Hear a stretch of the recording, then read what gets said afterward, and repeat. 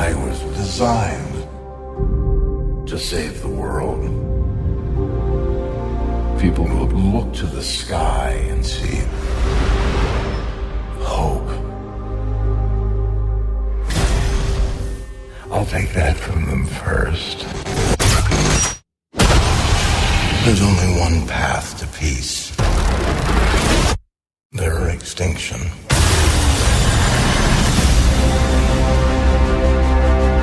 I tried to create a suit of armor around the world, but I created something terrible. Artificial intelligence. It's called the Ultron program. I'm sick of watching people pay for our mistakes. Isn't why we fight so we can end the fight and go home? Well, you amazingly failed.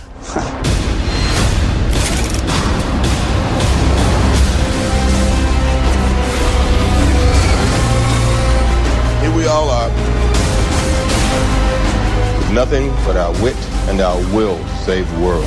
So stand and fight. No way we all get through this. I got no plans tomorrow night. I'm always picking up after you boys. We can tear them apart. From the inside.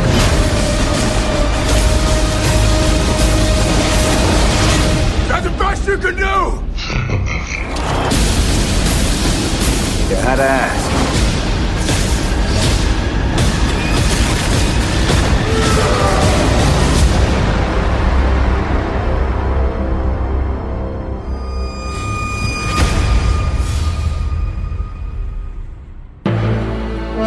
Cinemação, o seu podcast sobre cinema.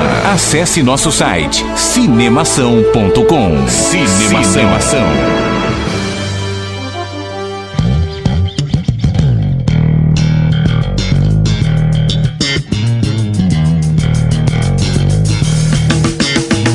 Seja bem-vindo ao podcast Cinemação número 132. Eu sou Rafael Arinelli e o Ultron é louco pelo Pinóquio.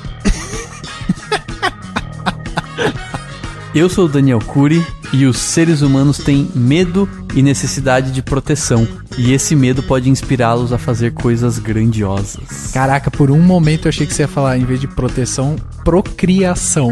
E a frase ia continuar fazendo todo sentido. Também. Porque esse medo inspira a fazer coisas grandiosas. Grandioso foi essa frase, Daniel. Falou. É uma frase bonita. Eu fico imaginando quanto tempo que ele demorou pra fazer essa frase. Não, essa olha, eu vou fazer um trocadilho. Esta é uma frase de visão. Olha que bonito. O mesmo. Aqui é o Henrique Risato. E se você ouvir esse podcast até o final, você será um vingador ou uma vingadora. Ok. Aqui, isso aí. Aqui é o Antônio Xaxim Dias. E eu sou o herói com garras mais tosco dos últimos anos do cinema. O Daniel tá tipo olhando pro microfone e eu tô vendo as engrenagens funcionando, manja. Isso haverá explicações. Tá, beleza. Haverão. Como diria o Capitão América, eu entendi essa referência. Meu Deus. Só pra carimbar que eu sei muito de quadrinhos e super-heróis. Não, né? idiota, eu nem entendi, eu só quis usar a frase. Muito bem, estamos reunidos hoje, trouxemos aqui, né, a nossa equipe principal aí de quadrinhos e super-heróis, compostas principalmente pelo Henrique e pelo Xaxim, para conversar sobre este filme que estava sendo mega aguardado entre os nerds e todo o povo que ama HQ e que está maluco por super-heróis, que é o filme Vingadores, a Era de Ultron, filme que já chegou a 201 milhões de dólares só nos 44 países que ele foi lançado. Quer dizer, vai chegar a 1 bilhão, num piscar de olhos. Facinho. Incrível o sucesso absoluto entre os adolescentes e os nerds, né? Porque daí os nerds, eles compõem toda a parte mais nova e mais velha, então... Cara, é entre todo mundo, meu. Todo mundo. Até os pais. Eu fui ontem de novo no cinema, porque eu ia gravar hoje, e minha mãe quis ir comigo. Meu, ela adorou o filme. Então, tipo, é um filme que não tem idade, é pra todas as idades. Não dá pra segmentar, falar só adolescente, só nerd, só jovem. É pra todo mundo. É interessante que primeira crítica que eu escrevi aqui, como membro oficial, né, tal, foi do de Ferro. E aí ficou muito marcado pra mim que ser o único cara, assim, com mais de, sei lá, 10 anos de idade ali, assistindo o Homem de Ferro. Esse filme não, esse filme tá bem dentro daquilo que o Henrique falou. Não tinha pai que tava lá, tinha as crianças, é claro que tinha os pais levando as crianças, tinha namorado com namorada, tinha assim, era mais amplo mesmo, era uma coisa mais família mesmo, pra todo mundo assistir, todas as idades. Exatamente, cara. E assim, esse filme chegou e a gente vai discutir todas as camadas desse filme, vamos conversar sobre ele. Então o filme vai ter spoilers, o podcast vai ter spoilers. A gente vai falar sobre o filme de uma maneira geral, vamos falar sobre a história, as explicações, vamos entender o filme em outros âmbitos, né? E vamos conversar sobre Vingadores, a Era de Ultron, logo depois do quadro Repercussão. Agora no Cinemação. Eu começo, então. Repercussão. E eu me surpreendi com o filme. Repercutindo o que rolou durante a semana. Repercussão.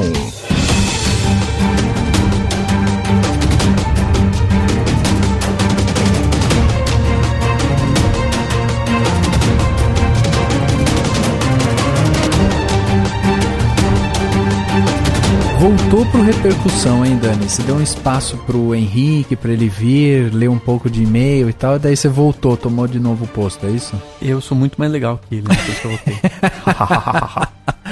Ô Dani, a pergunta que eu tenho pra você nesse Repercussão é muito simples. Há cordões que lhe prendem, Dani, nesse mundo cheio de amarras e conceitos sociais? Eu acho que em todo mundo todo mundo tem cordões. Todo mundo é um pouco marionete. Sim. Todo mundo é um pouco Pinóquio. É verdade. E você pode se tornar um vilão se você achar que você não tem nada disso em você. Se você corta os cordões, você acha que a casa cai, então. Não, se você acha que não tem em você, você não se encaixa no mundo. Entendi. Olha que profundo isso. Então, começamos Repercussão já filosófico, filosofando sobre a vida. E é aqui que a gente começa também lembrando os nossos ouvintes como que eles fazem para escrever para o Cinemação. Como que esses ouvintes rompem os cordões que os prendem de escrever pra gente, saem do armário e vêm comentar aqui no Repercussão, hein, Dani? Forma de entrar em contato com o Cinemação é o que não falta. Seguinte, você pode mandar um e-mail para contato@cinemação.com. A gente tá recebendo vários e-mails super legais, né? A gente tá adorando os e-mails que a gente tá recebendo e a gente quer continuar gostando. Mas se você preferir, você pode entrar no facebook.com/cinemação, entra lá e comentar nas nossas postagens. Quem preferir pode seguir a gente no Twitter, no @cinemação. Cada um de nós da equipe principal também tem o seu Twitter. Eu sou o Daniel Cury, o Rafa no @Arinelli e o Henrique tá no Henrique Risato. Quem preferir segue a gente no Instagram, no @Cinemação, e acompanha algumas novidades por meio de imagens, como diz o pessoal. Se você quiser ouvir a gente de uma forma um pouquinho diferente, você pode ouvir a gente na Web Rádio Vagalume, entrando em www.webradiovagalume.com, todas as sextas-feiras às 22 horas e com reprises aos sábados ao meio-dia. O podcast Cinemação vai ao ar na Web Rádio Vagalume e também na esquemafm.com, uma web rádio também super bacana. Então você pode entrar em www.esquema, que é SKEMA-FM.com. Todos os domingos ao meio-dia a gente também vai ao ar nessa web rádio. Então tem várias formas de ouvir a gente e acompanhar as novidades. E, claro, não deixe de entrar no cinemação.com e acompanhar as notícias, acompanhar, os trailers e todos os lançamentos e ver o nosso histórico de podcasts. Tem bastante pra você ouvir. E também entrar ou no SoundCloud, ou no iTunes, ou na plataforma que você ouve o Cinemação e dar o seu curtir, dar a sua nota pro podcast, pra gente poder conseguir um ranqueamento um pouquinho maior. Então a gente conta com a sua ajuda pra isso também. Aliás, eu acho isso tão importante quanto, sei lá, doar dinheiro pra gente, sabe? Tipo, entrar lá, dar o seu curtir, compartilhar um post, comentar, sabe? Sair do armário mesmo, falar, tô aqui, tô ouvindo, tô vendo e tal.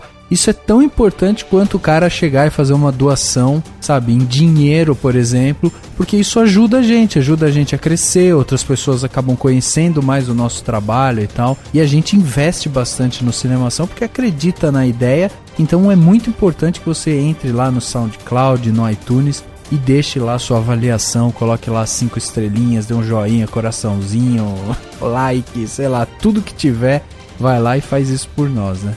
Hoje não temos recados, afinal de contas já falamos um pouco de tudo, né, no último podcast. Temos quadros novos, podcasts novos, temos colunas novas aqui no Cinemação e tal. Então vamos direto para a parte de e-mails aqui e a gente tem hoje 2 e-mails muito legais que a gente recebeu. Como o Dani falou antes, a gente tem recebido muito assim os e-mails da galera, uns e-mails muito bacanas, bem completos, o pessoal tá escrevendo mesmo, tá saindo do armário assim, ó, enfiando o pé na porta mesmo e saindo pulando, né, cara? Não é tipo abrindo um pouquinho, colocando só assim a mão pra fora. Exatamente, e eu espero que quando a gente lê esses e-mails as pessoas se sintam ainda mais impelidas a escrever mais e-mails pra gente. Exatamente. O e-mail que eu tenho aqui, quem mandou foi a Beatriz Gregório, e o assunto, né, do e-mail dela era leitora saindo do armário. Então ela, além de tudo, abraçou já a campanha e saiu do armário e veio comentar aqui no Cinemação. E aí ela escreveu o seguinte: olá pessoal do Cinemação, mesmo ouvindo-os regularmente e entrando com bastante frequência no site, eu nunca tinha deixado um comentário ou mandado um e-mail para vocês. Hoje eu decidi que deveria mudar isso. Resolvi sair do armário. Então, meus parabéns, meus parabéns, você saiu do armário. Dá parabéns pra ela, Dani. Pô, me incentiva, meu. Parabéns, Beatriz. E aí ela continua falando assim: no podcast 127 É Guerra, vocês disseram que há quase 100 podcasts atrás já tinham comentado sobre filmes de guerra, e esse episódio seria uma retomada do mesmo tema. Aí eu fiquei pensando, já ouvi quase todos os podcasts de vocês que vocês disponibilizaram. Posso até dizer que vocês são minha companhia no ônibus lotado todas as manhãs. Mas percebi que eu ainda não tinha ouvido nenhum podcast sobre cinema brasileiro. Então fui fuçar e vi que o primeiro podcast do Cinemação é justamente sobre cinema nacional. E um pouco mais pra frente tem um episódio só sobre Fernando Meirelles. Ainda não ouvi nenhum dos dois e talvez eu devesse escrever esse e-mail só depois de tê-los ouvido, mas eu sou um pouco ansiosa e quis dizer logo. Vocês poderiam também fazer uma retomada desse tema, né? Desde 2012, o Brasil já produziu muito mais coisas legais. O que você acha dessa sugestão, Dani? Eu acho excelente. Sério mesmo. Não, eu acho que é uma boa. E é uma coisa que a gente discute aqui mesmo, né? A gente tentar fazer uma outra visão, né? Como é que tá o mercado nacional. Até porque como a gente faz os podcasts de profissão, e aí os caras que trabalham na área chegam pra gente e falam: meu, o mercado tá muito bom, o mercado tal. Então a gente pode, de repente, tipo, pegar essa onda e justamente mostrar qual que é o cenário atual do mercado brasileiro quanto a cinema. E essa é a nossa ideia de fazer. Então a gente tem essa ideia, né? De em breve fazer um podcast mais completinho, assim, sobre cinema nacional, mercado, né? E tal. É, e sobre alguns filmes. Tem muito filme bom mesmo que dá pra gente falar. Muito filme bom. E ela continua: o podcast 13 também é um que por motivos misteriosos eu não ouvi. O tema é documentários. Uma coisa pela qual eu me interesso muito. Agora, na faculdade, estou vendo muitos filmes documentários, principalmente brasileiros, e ouvir vocês comentando sobre esse gênero seria bacana. Também, ó, podcast 13. Faz bastante tempo que a gente fez um podcast falando sobre documentários, né? E aí é outro tema também que a gente pode retomar mais pra frente, né? Aliás, dá pra gente fazer de documentários brasileiros. Exatamente, cara, e tem muito documentário brasileiro bom. Genial. Exatamente. O Brasil faz documentário de um jeito melhor do que a maioria dos países do mundo. Exatamente. E aí ela continua, né, no e-mail dela. Não querendo abusar, mas já abusando, queria dar só mais uma sugestão. Não lembro de ter ouvido muitos podcasts sobre filmes não hollywoodianos, e disso eu também sinto falta. O episódio sobre os filmes do Pedro Almodóvar foi muito interessante. Queria ouvir vocês comentando mais sobre cinema estrangeiro. Pô, ela só deu dica boa só, apesar de ser também uma espécie de chute na canela, puxão na orelha. Enfim, aqui tem muita coisa pra falar, a gente acaba tentando falar de alguns lançamentos importantes, tentando falar de algumas coisas, mas também entra aquela questão que a gente discutiu com o Gabriel Gaspar quando ele participou aqui com a gente. Tipo, o pessoal fala, não façam tal tal conteúdo sobre filme X. Você vai lá, faz, ele não chega nem a 1/10 da audiência do 50 Tons de Cinza. É entendeu? verdade. Então, assim, não adianta nada se a galera não prestigia tanto. Então, a gente tem que fazer, mas a gente tem que também se voltar um pouquinho para alguns blockbusters. Tipo, hollywoodianos, né? Exatamente. Coisa mais hollywoodiana que a gente vai fazer o de hoje é impossível. E, enfim, tem que tentar intercalar. E daí, nessa intercalação, a gente acaba perdendo algumas oportunidades de falar de temas legais. Tá aí, mas a gente vai anotar tudo e vai... Tá aí Casablanca, né? Pra mostrar que realmente, né? A Casablanca ainda não teve uma audiência tão boa quanto 50 Tons de Cinza. Pô, galera! Então... e se for ver bem, as pessoas deveriam ter visto muito mais, deve ter muito mais gente que viu Casablanca do que 50 Tons, porque Casablanca está disponível a qualquer um há muito mais tempo. Exatamente. Né? Mas enfim, de qualquer forma, essa sequência que a gente teve, Casablanca e agora Vingadores, mostra que a gente tá conseguindo tentando abranger bastante coisa, mas a gente vai pra filmes menos hollywoodianos e agora ainda tem o Emerson Teixeira só com filmes B, cronologia do acaso, com filmes diferentes. Exatamente. Talvez você vá curtir. E aí ela finaliza, né, o comentário dela com: tudo isso são só sugestões. Atendendo-as ou não, o Cinemação continuará excelente. Vocês fazem um ótimo trabalho e eu realmente gosto muito de ouvi-los e também de lê-los. Parabéns. É isso aí, obrigada pela atenção e sucesso sempre. Finalmente. Aí finalizou com chave de ouro. E é legal também a gente dizer que, ela falou que gosta de nos ouvir e nos ler. Isso também é muito importante, porque se no podcast tem eu e o Dani, que somos os hosts do programa, o Henrique, né, que também é um convidado fixo, que sempre tá aqui com a gente, e a gente vai trazendo outras pessoas, né, no cinemação.com a gente tem uma equipe de 15 pessoas lá escrevendo diariamente, trazendo notícias e mais notícias, textos e artigos malucos, né? Exatamente, tem cara. É muita gente e a gente não traz qualquer um. A gente faz uma avaliação da pessoa, a gente vê se o texto dela é legal e tal. Então todo mundo que tá lá é mega qualificado, são pessoas que a gente gosta do texto, por isso a gente colocou no site. Então acompanha também nosso trabalho no cinemação.com. Eu tenho aqui um e-mail do Fernando Machado, que já mandou e-mails pra gente em outros momentos, e ele mandou um bem legal, dizendo o seguinte: olá, amantes da sétima arte e degustadores de película. Olha aqui.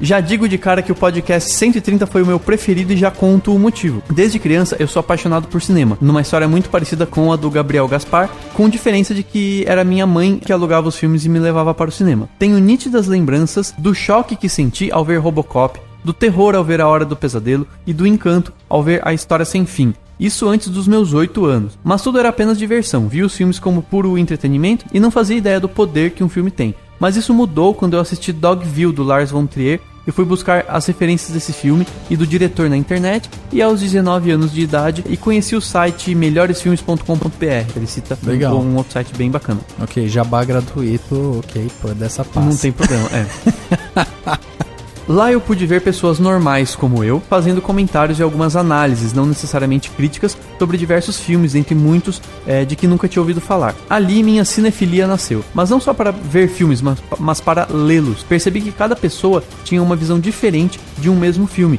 pois cada pessoa possui uma bagagem de vida e suas experiências o conduzirão através do que se vê em tela. E isso pode ser compartilhando, fazendo que um só filme tenha diversas formas de se encarar. Isso torna o cinema deliciosamente mágico. Exato. Comecei ali a procurar todo tipo de críticas e análises dos filmes que ia vendo, e aquilo foi enriquecendo meu entendimento de cinema, tanto na parte histórica do cinema, quanto na parte técnica. Obviamente que isso não me torna um cineasta ou um crítico de cinema, mas possibilita eu ver um filme e entender o filme além do que a imagem está sendo mostrada. Hoje digo que não apenas assisto ao filme, mas degusto o filme. Hoje tenho uma conta no Letterboxd, rede social de filmes, hashtag fica a dica, e realmente uma rede social legal que eu preciso me aprofundar um pouco mais, mas é uma rede social bem legal. Cara, eu faço parte, é muito legal porque você classifica os filmes, muita gente vai lá, inclusive o slogan deles é Our Life in Film, né? Ou seja, eles tentam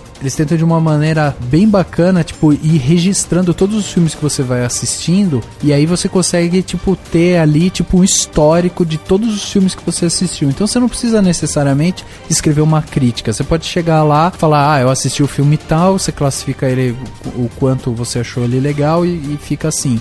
E aí você pode, através disso, compartilhar com seus amigos, ver o que seus amigos também estão assistindo e tal. Eu acho que há um tempo atrás, esse negócio ele meio que era aquele estilo assim que você faz uma conta, mas você precisa ser tipo meio que aprovado e tal, sabe? Eu não tenho certeza, porque precisa dar uma olhada. Mas assim, é uma rede social legal. Eu não sou ativo lá porque, é muita rede social, é muita coisa que você tem que atualizar. O que me incomoda em rede social, e teve uma época que muita gente ficava me enchendo o saco pra entrar no Filmou, também também uma rede social que muita gente usa, é que eu entro em colapso quando eu vejo a lista de filmes. Eu vou acrescentando filmes pra minha lista de filmes que eu tenho que ver, entendeu? E assim, a cada...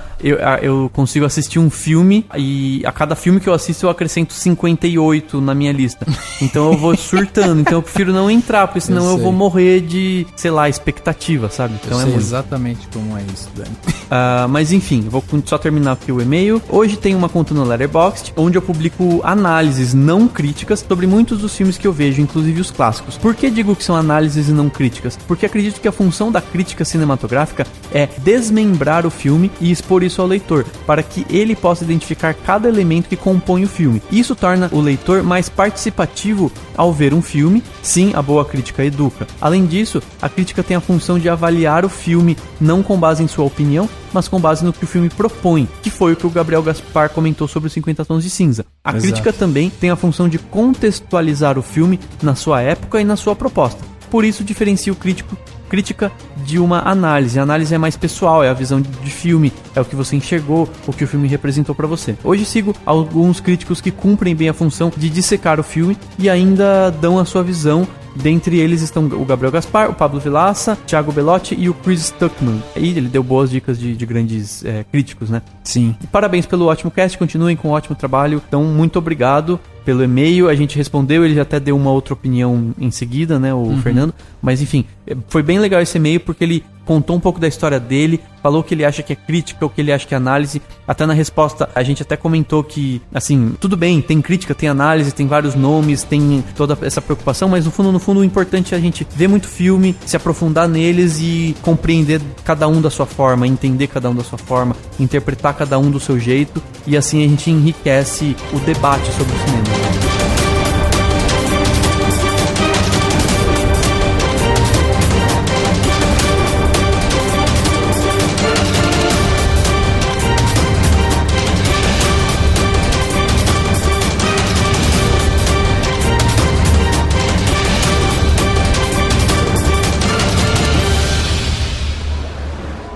Whosoever be he worthy, you shall have the power. Whatever, man. It's a trick. Oh, it is much more than that, my friend.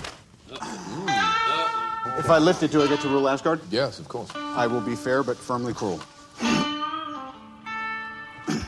Be right back.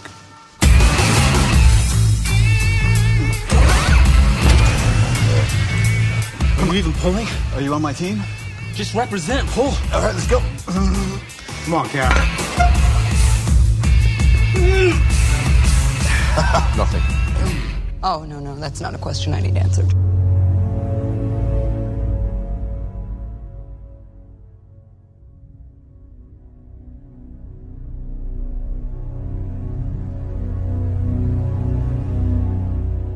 Pra começar esse papo sobre Vingadores, né? Acho que a gente pode começar aí com o Dani nos passando essa ficha técnica, né, Dani? Filme que foi lançado agora no dia 23 de abril de 2015. O filme tem 2 horas e 22 minutos. Dirigido lá pelo nosso querido Joss Whedon, que também foi o diretor lá do primeiro Vingadores. E quem mais, Dani, junto com o Joss, faz esse Vingadores 2 ou Vingadores A Era de Ultron? Quem são os membros da equipe Vingadores aí por trás das câmeras? Na direção, Joss Whedon. No roteiro, além do próprio Joss Whedon, a gente tem os nomes do Stan Lee e do Jack Kirby, porque obviamente criaram quadrinhos, personagens, etc.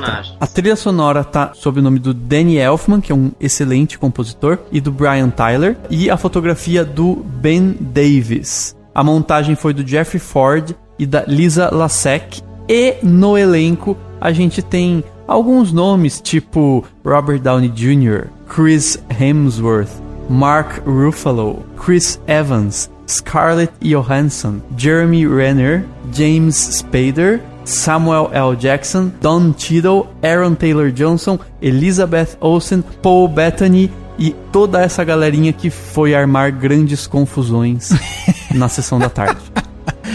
Aí agora ele vai fazer uma... Exatamente. Vai narrar pra Globo. A primeira coisa que eu achei legal, até a hora que a gente saiu do cinema, eu não lembrava, é a trilha sonora do Danny Elfman, que é o que fez aquela música clássica do Batman, né? Aquela até era a abertura do desenho dos anos 90. E ele fez toda a trilha do Edward Mãos de Tesoura. Tipo, ele fez uma trilha sonora de basicamente todos os filmes bons do Tim Burton, né? Os 2 Batmans, Edward Mãos de Tesoura, o Marte Ataca, Peixe Grande, Nightmare Before Christmas, aqui chama O Estranho Mundo de Jack, a Noiva Cadáver, Alice no País das Maravilhas, a versão doida do Tim Burton. O cara, assim como o John Williams, ele trabalha muito bem com o Spielberg e faz a parte de Star Wars, o Danny Elfman basicamente fez todos os do Tim Burton, né? E talvez essa tenha sido o maior ganho do filme em termos de Vingadores 1 pro Vingadores 2, né? Porque ele não trabalhou no primeiro filme e ele veio a agregar aí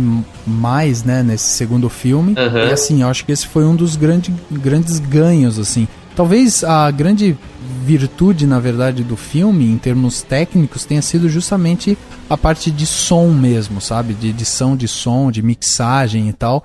Porque você tem ali, por exemplo, na voz do Ultron, por exemplo, você tem uma qualidade, uma voz muito bem feita, assim, metalizada e tal. Fora toda a parte de interpretação do James Spader, que é um cara que, putz, eu gosto muito dele, cara, como ator. Acho um ótimo ator. Diferente, por exemplo, do Paul Bettany, que eu não gosto dele. Que pra quem não sabe é o Visão. O Paul Bettany, aliás, ele tá desde o primeiro filme em 2008 com a voz do Jarvis, né? Exato.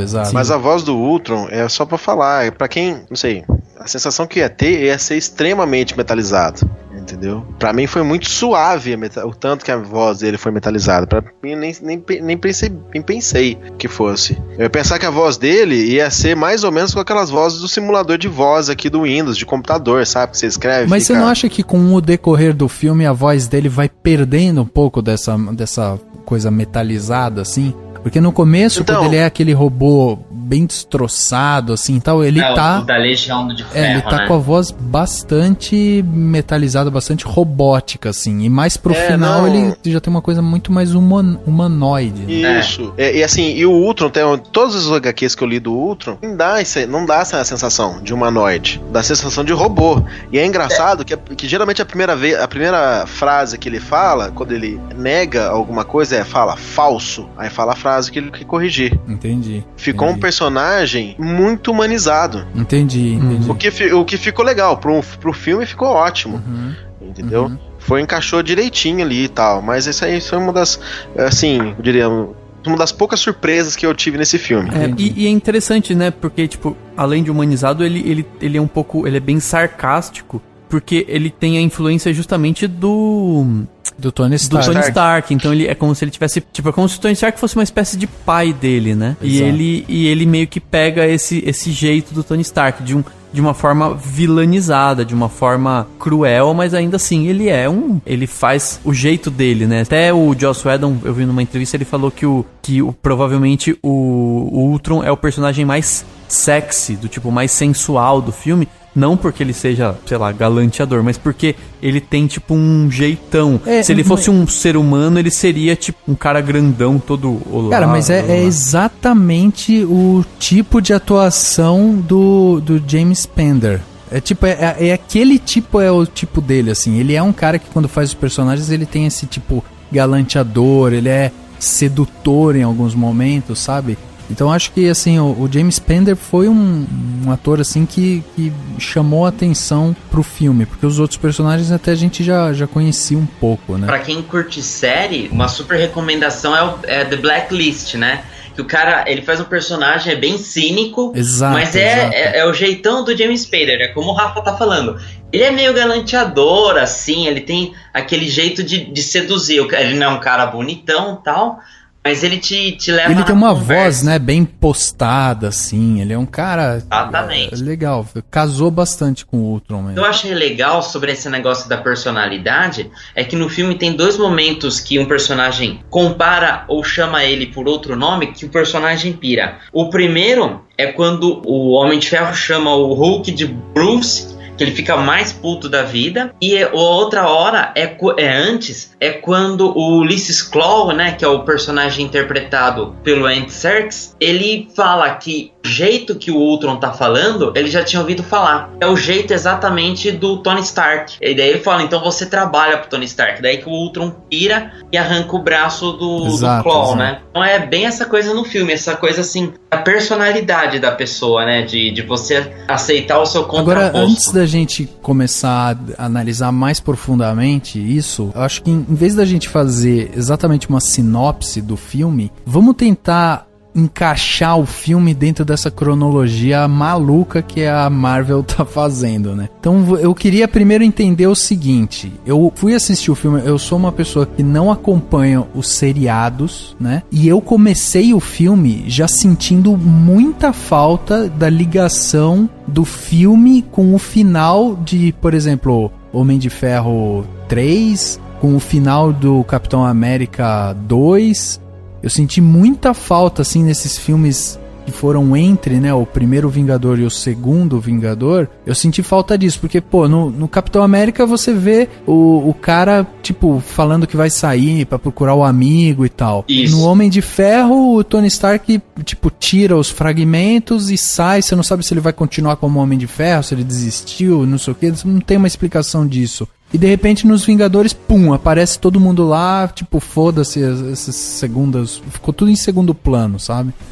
O começo do filme, ele mostra que deu um salto temporal. Durante as falas, a gente vê que os Vingadores já se uniram antes. Porque quando eles falam sobre o Pietro e a Wanda, que a gente vai falar daqui a pouco, o Thor fala, eles não são iguais a nenhum dos nossos outros inimigos. Ou seja, o grupo já se reuniu. A história se passa um tempo depois da queda da SHIELD, mais ou menos um ano. Ela tá bem sincronizada com o seriado Agents of SHIELD. A gente tá gravando hoje aqui dia 28, amanhã vai passar um episódio de Agents of SHIELD, e daí dia 1º de maio é que estreia o filme lá nos Estados Unidos. Então ele vai estar em perfeita sincronia. O que está acontecendo? O agente Coulson, ele estava investigando a Hydra, ele está num embate, e ele descobre que o Barão Von Strucker tá fazendo experiências com humanos. A gente viu um pouquinho disso na cena pós-crédita do Capitão América, o Soldado Invernal, que mostra o Pietro e a Wanda em duas jaulas, digamos assim. E aí provavelmente ele vai descobrir que eles estão com o cetro do Loki. O objetivo primário do primeiro ponto do Era de Ultron é uma missão para recuperar o cetro do Loki, que é o que o Thor tá Então, mas em algum momento é dito, fala em algum momento que ele tá com o cetro, não? O Thor fala assim que a dica,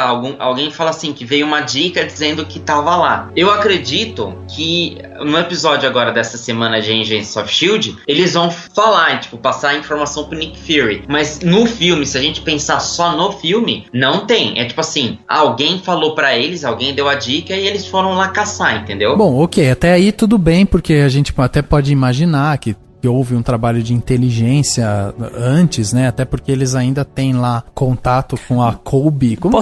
A Kobe Smulders. Como que é o nome do personagem dela? É a Maria Hill. Maria Hill, exatamente. Exatamente. Então, você percebe que eles ainda têm contato com ela, mesmo com a queda da S.H.I.E.L.D., e que deve ter tido algum tipo de trabalho de inteligência por trás. Ok, até aí tudo bem. Mas, tipo, cadê a relação com os outros filmes, sabe? Tipo, por que eles cagaram tanto pro final dos outros filmes? O final do Thor, tipo, ele ficou na Terra. É o final do Homem de Ferro, mas é que eles ignoram, tipo... Não, e do Capitão América. Não, o do Capitão América, o outro ponto importante é a queda da S.H.I.E.L.D. no Capitão América. Mas ele sai pra procurar o amigo dele, ele fala que vai procurar. Tudo bem, mas passou um ano, a gente não sabe o quanto da investigação teve. Mas ele cagou pra essa história, em momento algum ele fala sobre isso no filme. Não, na verdade, assim, a do Capitão América, eu não peguei o que é, mas a do Homem de Ferro dá pra saber mais ou menos. Por quê? Ele basicamente acabaram com o Homem de Ferro. Exato, tá? Eles vão fazer mais um filme do Homem de Ferro, que é a Guerra Civil, e eu acho que não vai fazer mais. Se você for ver a fase 3 da Marvel, né, não tem mais Homem de Ferro lá. É Guerra Civil, do Capitão América, Guardiões da Galáxia, tem alguma coisa Pantera a ver Negra, com o contrato do Robert Downey Jr., que eu acho que tipo, eles estão meio que cancelando, e aos poucos também vai pesar a idade dos atores. Então, aos poucos a gente vai ver alguns atores saindo da frente, porque, tipo, enfim, chega uma hora que não dá mais pra fazer tanto filme de ação. Mais ou menos o que tá acontecendo com o Wolverine lá na Fox, né? Outra pegada, o Hugh Jackman. Tá. Exatamente isso. E aí, outra coisa que é interessante, o Curi acabou de falar tudo que eu tinha que falar, então devia ficar quieto. Ô, Rafa, só pra complementar, sabe, na cena da festa, há o Sam, né, que é o Falcão, Sam Jones, né, se eu não me engano é o nome do personagem. É Sam Wilson. Sam Wilson. Isso. Aí tá o Wilson, ele tá conversando com o Steve Rogers, e aí eles falam assim, como é que tá a sua vida, ou mais ou menos assim. Aí o Sam, ele fala, eu tô mais na parte de procurar pessoas desaparecidas. A minha missão é procurar pessoas desaparecidas. A sua missão é vingar a Terra. Veja, o Capitão América saiu nessa missão com os Vingadores, e enquanto isso, o Falcão, ele continuou atrás do Soldado Invernal, que seria essa tiradinha aí minha missão é procurar pessoas desaparecidas, entendeu? Ok, entendi. Mas é tipo assim, é uma frase num filme de 140 minutos, tipo, caralho. Sim, você tive que assistir duas vezes pra entender, mas né? esse tipo de coisa não tem como, vai estar cheio, assim, pra fã de quadrinho. De referência, né? Referência é o que não vai faltar, vai ter referência pra caramba, e uma frasezinha que vai ter a ver com o passado, o futuro do cara, isso vai ter sempre nesses grandes universos expandidos de tudo, desde a gente tá falando aqui da Marvel, mas se você pegar o universo expandido de um monte de outras, Star Wars, etc, você vai ter um monte disso, né? E faz parte. Mas esse é o charme e o diferencial da Marvel, né? Esse universo coeso. Mas porque nenhuma outra isso. franquia tem, né? Exatamente. Mas é bacana isso que o Henrique falou, porque assim, eu não tinha notado essa frase, e aí fechou assim, um detalhe, né? Mas fechou a história. Ok, tu continua procurando enquanto você defende a Terra. Então, se não achamos o cara, vamos ver isso no Capitão América Guerra Civil, tá? E o Tony Stark, ele terminou bem o último filme dele. Tirou os estilhaços do peito, ajeitou a vida, tá com a Pepper e tal. Aí no fim desse filme, o que ele ia fazer? Vou pegar a Pepper e vou pra uma praia, vou viver a vida com ela e tal. Então, eu achei que no final do último filme do Homem de Ferro, ele tem uma certa crise de identidade, entendeu? Porque deu toda aquela merda lá com todos os robôs que ele já tinha criado, sabe, assim? Então eu achei que ele tava tendo uma certa crise de identidade, inclusive meio que tirou os fragmentos, sabe, pra resolver isso e tal, porque ele de uma certa forma tinha aqueles fragmentos até como uma parte do charme dele, entendeu? E aí eu achei que ele tava tendo uma certa crise de identidade. E achei que pra esse filme eles deram assim, vamos dar explicações rápidas, sem fazer porque não muita daria conexão. tempo, não teria como se aprofundar no personagem exatamente. Homem de Ferro. Eu acho que, assim... Um dos problemas do filme é isso. Não sei muito bem o que falar, cena de ação. Pra mim é um dos problemas do filme. Como assim? Tipo... Um dos problemas é assim, quando começa a aprofundar um pouco um personagem, ou entendeu, explicar um pouco a história, a criação do Ultron, a criação do Visão. Quer saber? Isso daí tá complicado. Vamos... uma porradaria assim. Ele é muito o voltado... filme é excelente. Sim. Mas é uma porradaria sem fim. Ele é muito voltado pra ação, ele dá pouco espaço pros personagens, tirando o Gavião Arqueiro, que tem lá o seu... Ele é o que tem um pouco mais de profundidade. Sim, o que é interessante, porque se for ver bem, dos principais, assim, dos mais importantes, se fizer a lista dos mais importantes, ele é o que não teve um filme próprio. Então... rola você falar um pouco dele, quem é ele. E outra, né? e tem outros personagens que tem muito tempo de tela também, é a própria Romanoff, né, a Viúva Negra, e o Hulk, né, esqueci o nome Bruce dele. Banner. Bruce Banner, exatamente, com aquele romancezinho que eu particularmente não engoli aquele romancezinho dele. Eu achei interessante. Somos dois, Rafa. Não, eu achei interessante a forma como eles levaram, a ideia que eles tiveram. E ficou eu achei, não ficou uma química maravilhosa. Não, mas eu acho que ficou interessante, até pra você tentar entender o que tá acontecendo. Tem uma conversa dela com o Bruce Banner tipo, na festinha lá que eles fazem, que ela fala, tipo, eu conheci um cara, não sei o que, mas ele quer... Então, é uma forma de tentar se aprofundar um pouco no personagem do Bruce Banner. Mas e eu isso achei tem a muito ver com superficial, muito Mas não tem como se aprofundar Rafa, como que você vai aprofundar um romance no Vingadores Era de Ultron? Dani, mostrando isso nos outros filmes, mostrando ela tendo uma aproximação maior com ele, você já percebendo que, tem alguma coisa aí rolando, entendeu? Não precisa me explicar tudo nesse filme. Ela saiu meio atirando pra tudo quanto é lado, né? Porque exato, ela dá um puta beijo. No Vingadores 1, parece que ela tem um caso com o Gavião. Exato. No Capitão América, o Soldado Invernal... Ela dá um puta beijo no Steve Rogers, né? Naquela cena da escada rolante, daí você já fica, parece que rolou alguma coisa entre eles. Mas é pra disfarçar o negócio, não é? Não, mas o cara fica balançado. Pra disfarçar. Não, mas, foi um nesse beijo, filme, o cara chegou e falou assim, olha, eu sei quando ela tá seduzindo alguém. Isso, exato. Não é desse jeito. É verdade. Não é desse jeito. Exatamente. E aí, de repente, ela... tô apaixonado agora pelo Bruce Banner. Porra, sabe? Eu não comprei. Não, se parar pra pensar que as meninas pira com esses carinha tudo, as meninas devem estar, tipo, concordando com ela. Beleza, dá um cato um pouco em cada um. De repente, pode ser, entendeu? Porque pensa que... na pegada, né? Sei lá, de repente no próximo, acho que a Elizabeth Olsen também, de repente, vai querer pegar os caras pra, sei lá, pegar o Thor um pouquinho e tal, sei lá, assim. That's the best you can do! Gotta ask.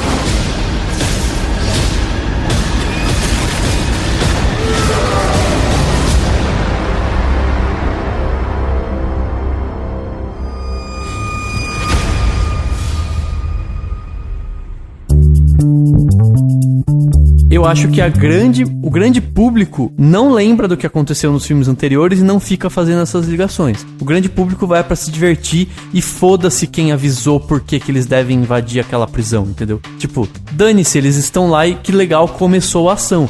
Inclusive, tem um texto que eu achei sensacional do Luiz Carlos Merten, que é o crítico de cinema lá do Estadão, e ele falou um negócio que eu achei muito legal. Tipo, ele fala assim que o filme começa num ritmo frenético, e daí ele cita o Hitchcock, que o Hitchcock falava que ele não gostava de começar filmes em ritmo frenético porque ele sentia muita dificuldade de manter esse ritmo até o final do filme, entendeu? E que um filme precisa sempre, tipo, acelerar o seu ritmo e não, tipo, começar no ritmo frenético e depois reduzir o ritmo. E ele discutia isso com o Truffaut naquele livro, né? O Hitchcock Truffaut, que é um livro sensacional, papapá. E se parar pra pensar, assim, tipo, tudo bem, tem gente que talvez fique puta, porque como que você vai pegar um blockbuster, blá blá blá, do Vingadores e fazer referência ao Hitchcock, mas de certa forma é o que a gente tem que fazer o tempo inteiro. Faz sentido. É pra isso que a gente tá aqui, e é pra isso que é importante discutir o cinema.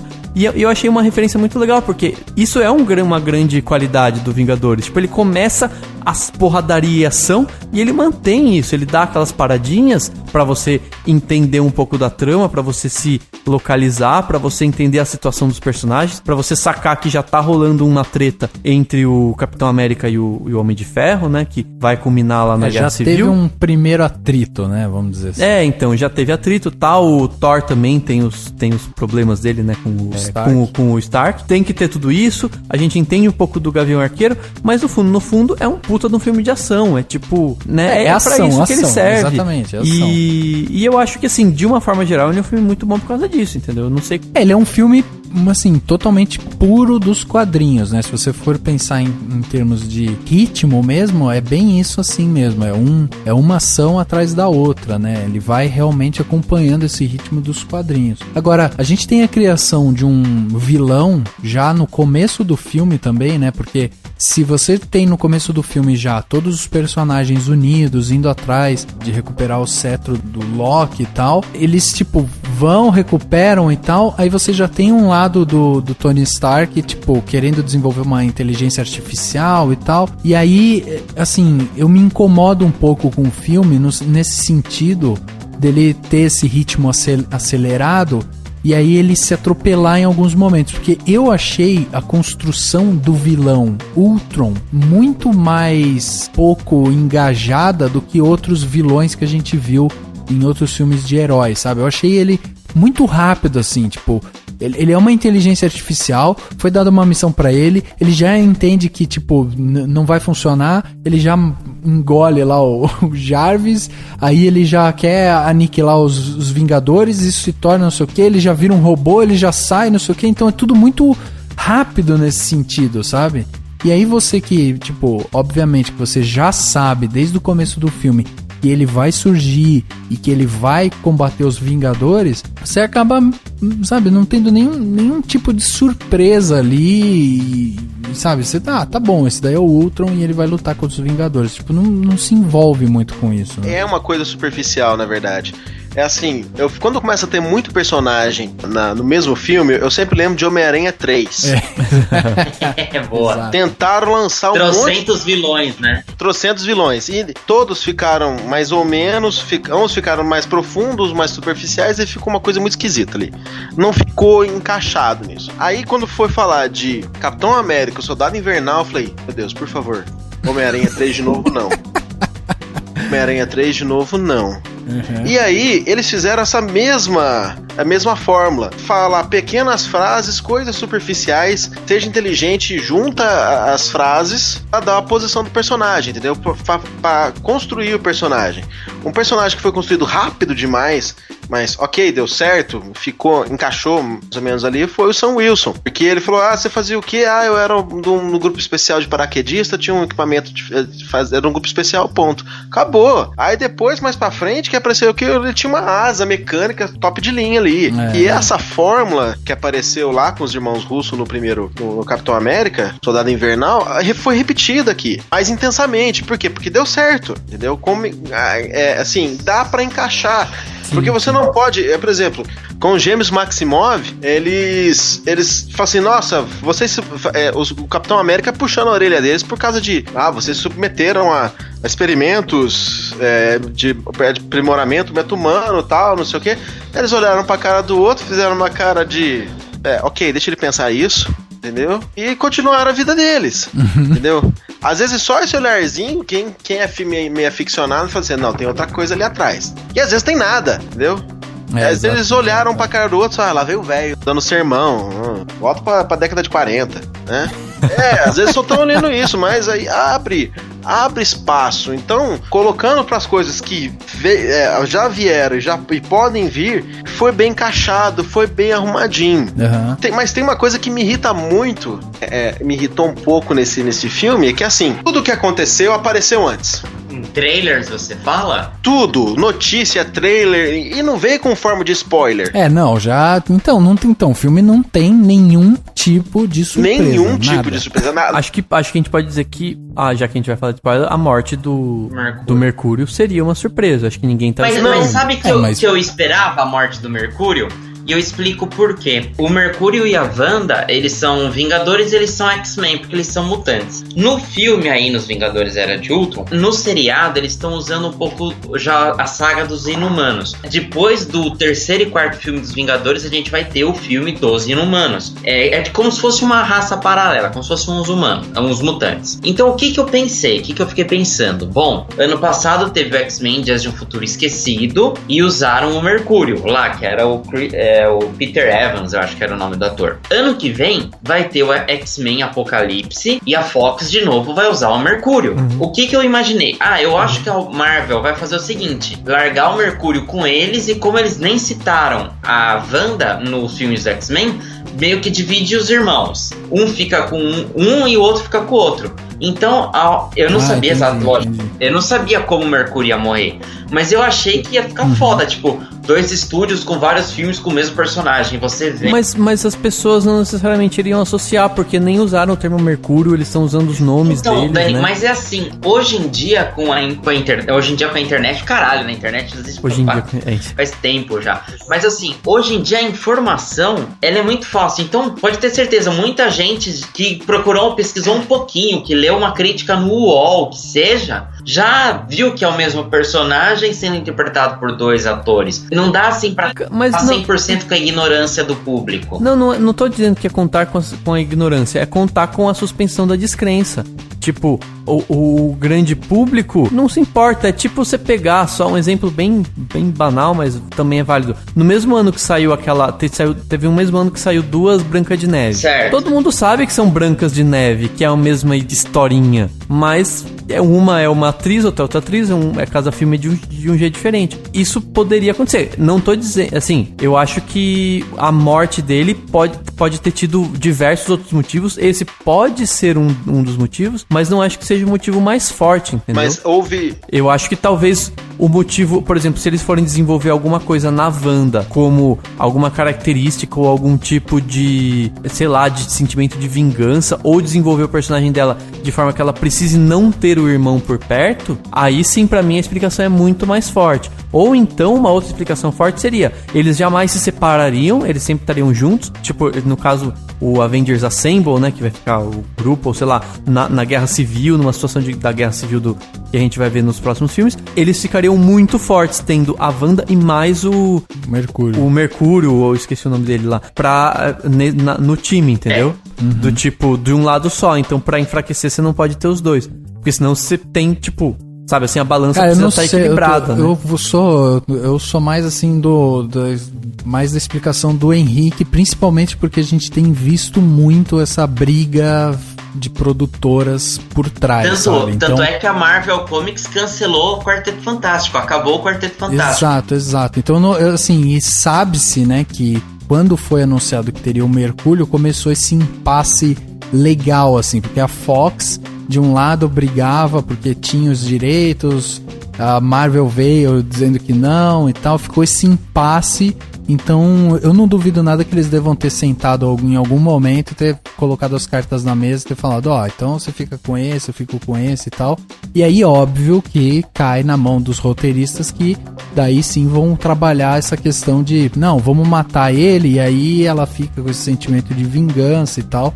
Mas eu acho que numa primeira instância deve ter sido isso. Não, o que eu tô pensando assim, se ele ficasse vivo e tivesse o outro Mercúrio lá, ninguém ia ficar o tempo inteiro, ai meu Deus, porque eles são o mesmo. Não, porque são universos diferentes. O universo dos X-Men tá separado desse, entendeu?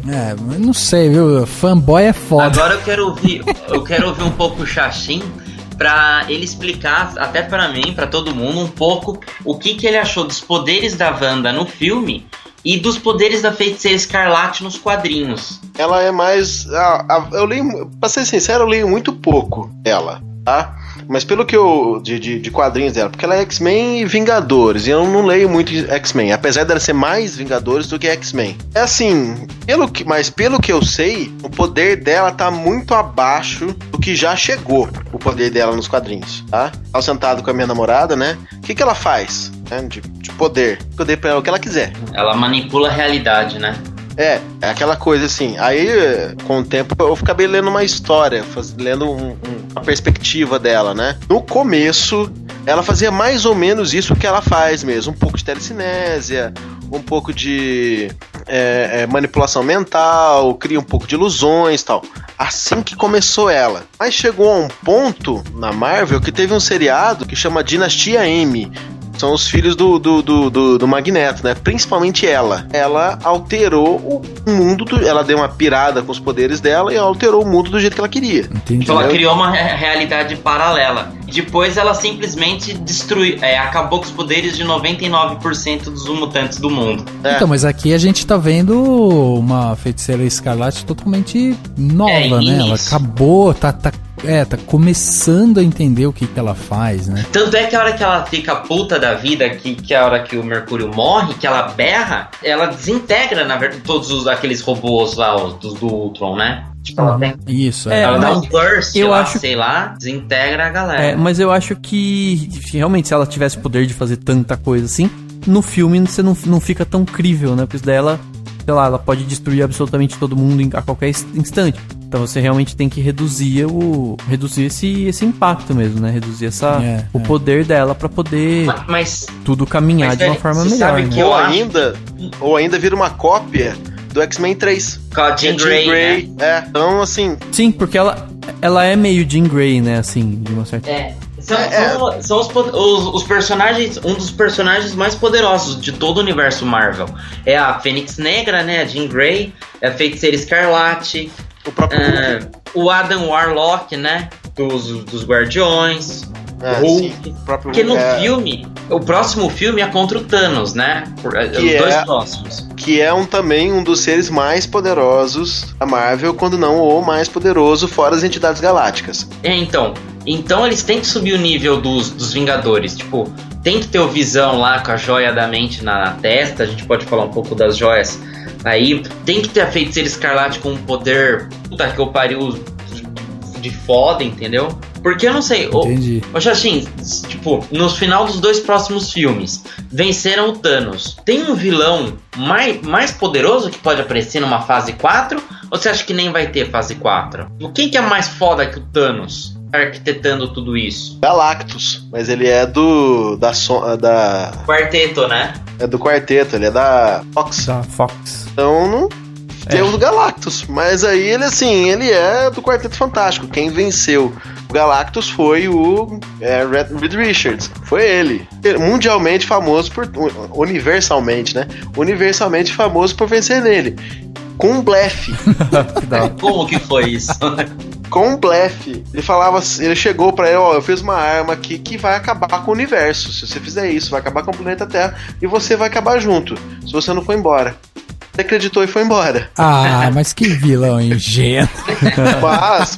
Mas aí assim, isso naquele livro, naquela história, se não me engano, na década de 70, 60. Aí depois ele pegou aquele, se não me engano, chama Nebulizador Total. Traduziram pra esse nome, se eu não me engano. Ele pegou aquele, depois de um tempo, aquela arma começou a existir mesmo, assim. Ele falou, não, isso aqui funciona mesmo, eu tive que fazer isso aqui funcionar. Ou a história mudou um pouquinho com o tempo, mas naquela revista foi um blefe. Entendi.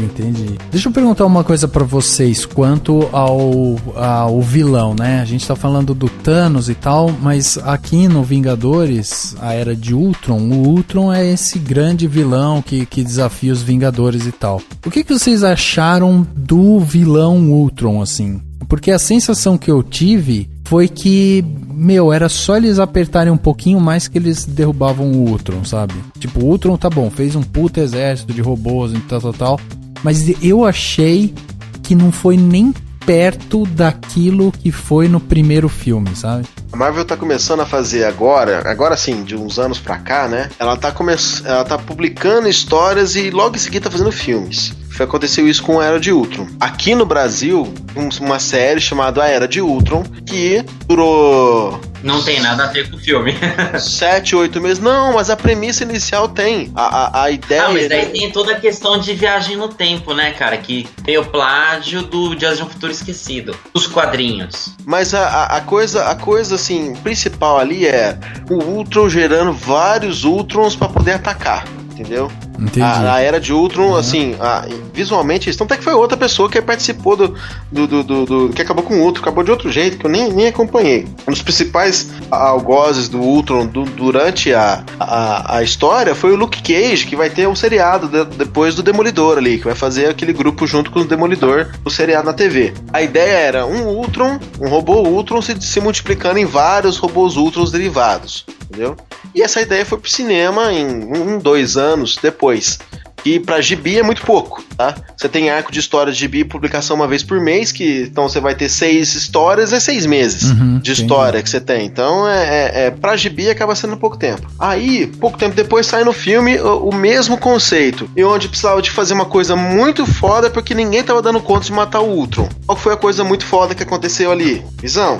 Pegou o Visão, pronto. Agora com o Visão a gente consegue dar um couro nele. Ficou nisso. E colocaram... E no filme eles demoraram... E no filme não ficou bem explicado assim, ó, eu estou construindo um corpo foda para eu entrar nesse corpo. Porque depois que ele fala, não, então conecta minha mente, mas eu entendi, só que sabe assim, não ficou tão bem explicado. Não, o filme todo é desse jeito. O filme todo, você tem que fazer a linkagem do que ele tá querendo. Ele não explica, nada é explicado com detalhes. Você tem que sacar, ele quer isso, ele quer fazer aquilo outro, tal. Porque não dá. Por exemplo, tem um cara ajudando a gente a bloquear o Ultron por aí, entendeu? Falou uma frase. Aí de repente o Jarvis tá inteiro lá de novo. Lembra aquele cara que tava ajudando? Era o Jarvis. Ele pensei que ele tava morto, não morreu. Exato. Entendeu? Exato, então, é um filme que assim, se você perder alguma frase, você vai perder alguma coisa que você não sabe o que tá acontecendo. Heading under the overpass. I've got no shot. Which way? Hard right. Now.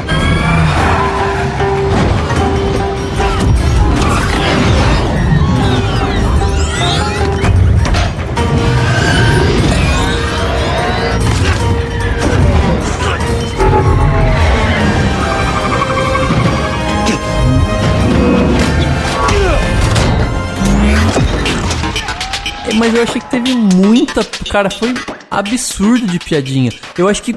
Não sei, assim... Eu sei que muita gente adora essas piadinhas porque dá risada o filme inteiro. Então, tipo, você vê ação e fica dando risada.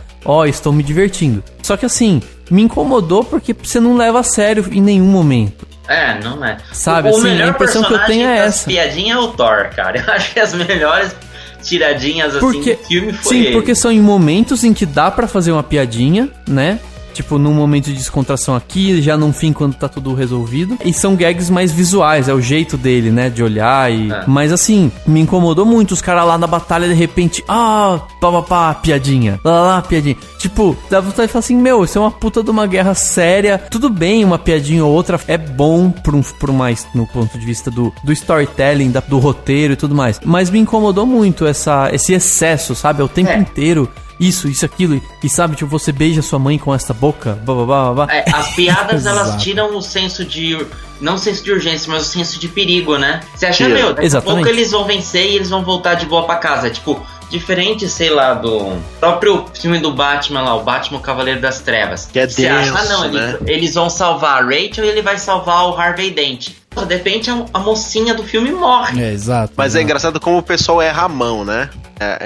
Agora, não sei, agora vai ser assim. A gente esperava, quando a gente assiste um filme do Homem-Aranha, a gente esperava essas piadinhas o tempo todo. E não tem. É verdade. Não tem. Nos primeiros, né? Nem na segunda franquia teve tanto, né? Nem na primeira, nem na segunda teve tanto. Assim, e era um personagem que faz isso o tempo todo, porque ele mesmo fala, nossa, faço piadinhas, porque o negócio eu tô tão apavorado que se eu não fizer piadinha, eu não dou conta. Sim. Ele é intencional do personagem. O Capitão América fazendo piadinha, você tinha que falar, né?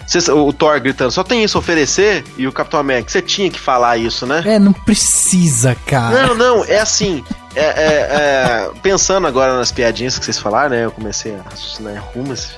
Não cabe no personagem isso. Capitão América é um personagem sério. Às vezes até coxinha, né, meu? E às vezes até coxinha. Às vezes até assim, absurdo, quase retrógrado ele. Ele é justamente o cara que é a boca, o palavrão, linguajar, que é o que ele também faz. Né? Mas o Thor tem uma cena que deu um pouco de vergonha alheia, que ele fala assim, bem na batalha, já na capela lá no centro lá da cidade. Ele fala, estou ficando sem ter frases para falar. Aquele jeito épico dele, que ele fala, aquele jeito coloquial, né? Ah, tá. Tipo, porque nesse daí ele tava... Eu vou vencer o vilão e estou ficando sem o que ter o que falar. Não, então, tal. Ele tá tentando enrolar o Ultron, ganha tempo. Pro Visão bater com o eco no martelo. Mas é uma coisa assim, tipo, ele mesmo reconhece que ele fala de um jeito difícil, né? Tem duas formas disso daí. Sim, exatamente. Formas de interpretar. Sim. Eu acho até uma certa chacota, sabe? Com esse negócio do tipo, todas as vezes que você tem um vilão que tá com a arma apontada pro mocinho, e aí o cara só precisa dar um tiro pra matar o mocinho, e o mocinho começa a falar da vida, do passeio, do cachorro e não sei o quê, e o vilão fica ali com a arma apontada, deixa o cara fazer toda a porra do discurso até alguma coisa acontecer, sabe? Então foi uma espécie de piadinha chacota que eles fizeram, e que também, tipo, foi, sabe, meio bobo também, porque, tipo, sabe, é rápido e ok, você já percebe que, tipo... Então, cara, mas essa sensação que eu tive, assim, com o Ultron, sabe? Que em qualquer momento, se eles apertassem um pouquinho mais, pum, venciam o Ultron. É diferente do primeiro Vingadores, que o Loki chega com aqueles monstros gigantescos, alienígenas, vindo do espaço, não sei o que você tem momentos que você fala, meu, tá muito cagada essa situação, como que eles vão resolver isso, sabe? No filme da Era de Ultron, eles vão meio que fudendo a vida do Ultron ao decorrer do filme. E você vai vendo que, na verdade, o Ultron que vai perdendo as opções, e aí chega um momento que o Ultron fala, meu, essa é a única opção, vocês tiraram tudo de mim e é isso que me sobrou. E aí é um papel totalmente inverso do que foi o primeiro Vingadores, entendeu? Tanto é que eu gostei mais do primeiro Vingadores, porque ele gerou mais surpresa. Exato. Ele gerou mais surpresa, porque assim, essa história de um personagem morrer, eu tinha ouvido uma notícia de rodapé, assim, né, um personagem vai rolê. Ou era o Gavião Arqueiro, ou era um dos irmãos Romanov, ou era Viúva Negra. Morreu um desses quatro, não teve outro. Eu pensei que ia até morrer o Gavião Arqueiro pra deixar aquela comoção. Não, esse cara sem família. Ele tem família, eu pensei que ia morrer no meio do filme. Não, vai morrer? Não, morreu o Mercúrio e beleza, morreu o Mercúrio. O fim do Hulk, o Hulk sumindo, né? Pra mim, o Hulk ia pro espaço.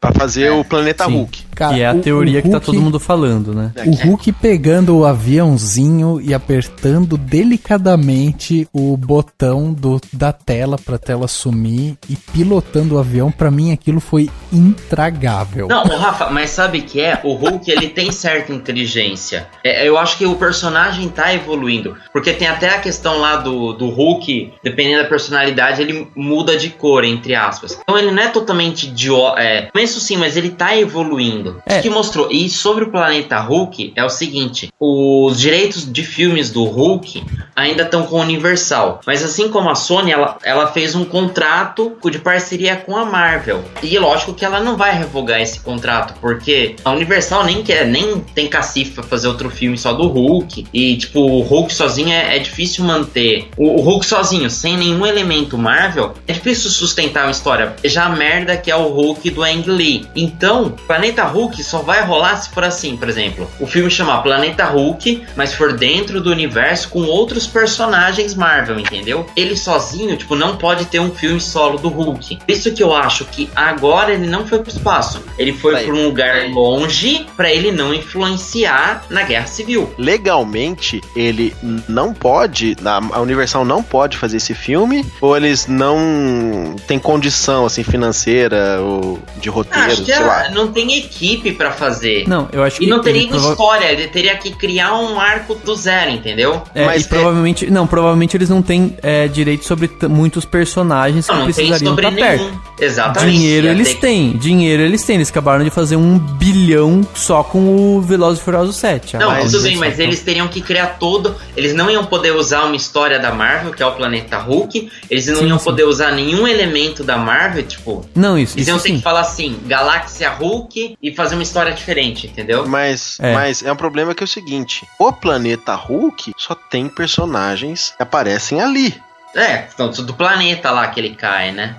Ele cai num planeta, na verdade, aí o começo, que pode ser adaptado, né, que bem, os Illuminati mandam o Hulk pra fora do planeta, é uma ameaça pro planeta, né? Quem aparece, pelo menos no desenho, o gibi eu tô pra ler aqui, que eu tenho um monte de gibi atrasado pra ler aqui, tem que parece que quem mandou ele foi o Tony Stark, e na hora que chega lá, ele é um completo desconhecido num planeta que não tem ninguém, e os personagens que são exclusivamente do Hulk. E aí o que ele faz? Ele, tipo, o Gladiador, é o filme O Gladiador, só que o Gladiador é o Hulk, tá? Mas, assim, é factível. Não precisa puxar personagem nenhum de fora do universo do Hulk, entendeu? O que ele faz? Ele bota a nave indo pra fora da Terra, pronto. Só que já falaram que a nave caiu, né? Isso, Já falaram que então aí a coisa estraga um pouquinho. Mas bota a nave indo pra fora da Terra, que eu pensei, nossa, a nave foi pra fora da Terra, ele foi pro espaço sideral, Fiquei falando isso, até o Tony Stark falou que ele caiu em algum lugar lá do planeta. Falei, puta, caiu em algum lugar do planeta, que bosta, ele tinha que ter espaço. Mas caiu porque ele pegou o impulso da nave e aí ele pulou aí ele foi pra fora. Ultrapassou a órbita, né, da Terra. Muito bem. Mas viu? Só pra falar pra vocês, eu tava vendo a coletiva que eles fizeram em Londres, e aí perguntaram, né?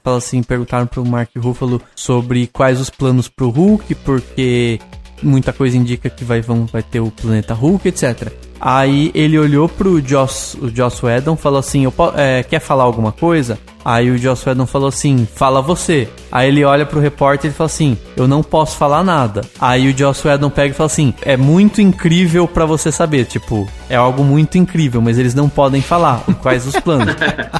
Então, tipo, tem coisa vindo por aí, né? Mas se você vê os próximos filmes do Mark Ruffalo, não tem nada de Hulk, não tem nenhum outro tipo de filme. Não, enfim, não dá pra gente saber o que vai rolar, mas ele não vai, então a gente já sabe que ele não vai estar na Guerra Civil, né?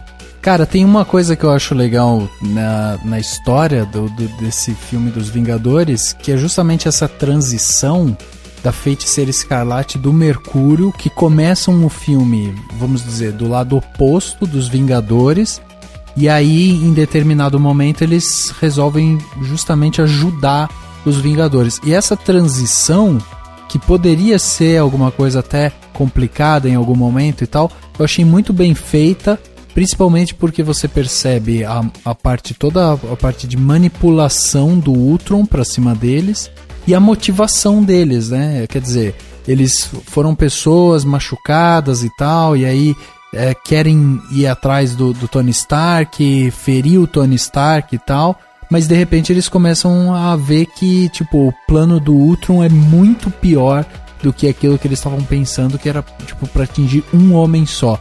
Então essa transição eu acho muito boa, assim, dos personagens, e fez sentido, sabe, pra história. Então isso é uma coisa que eu gostei do filme.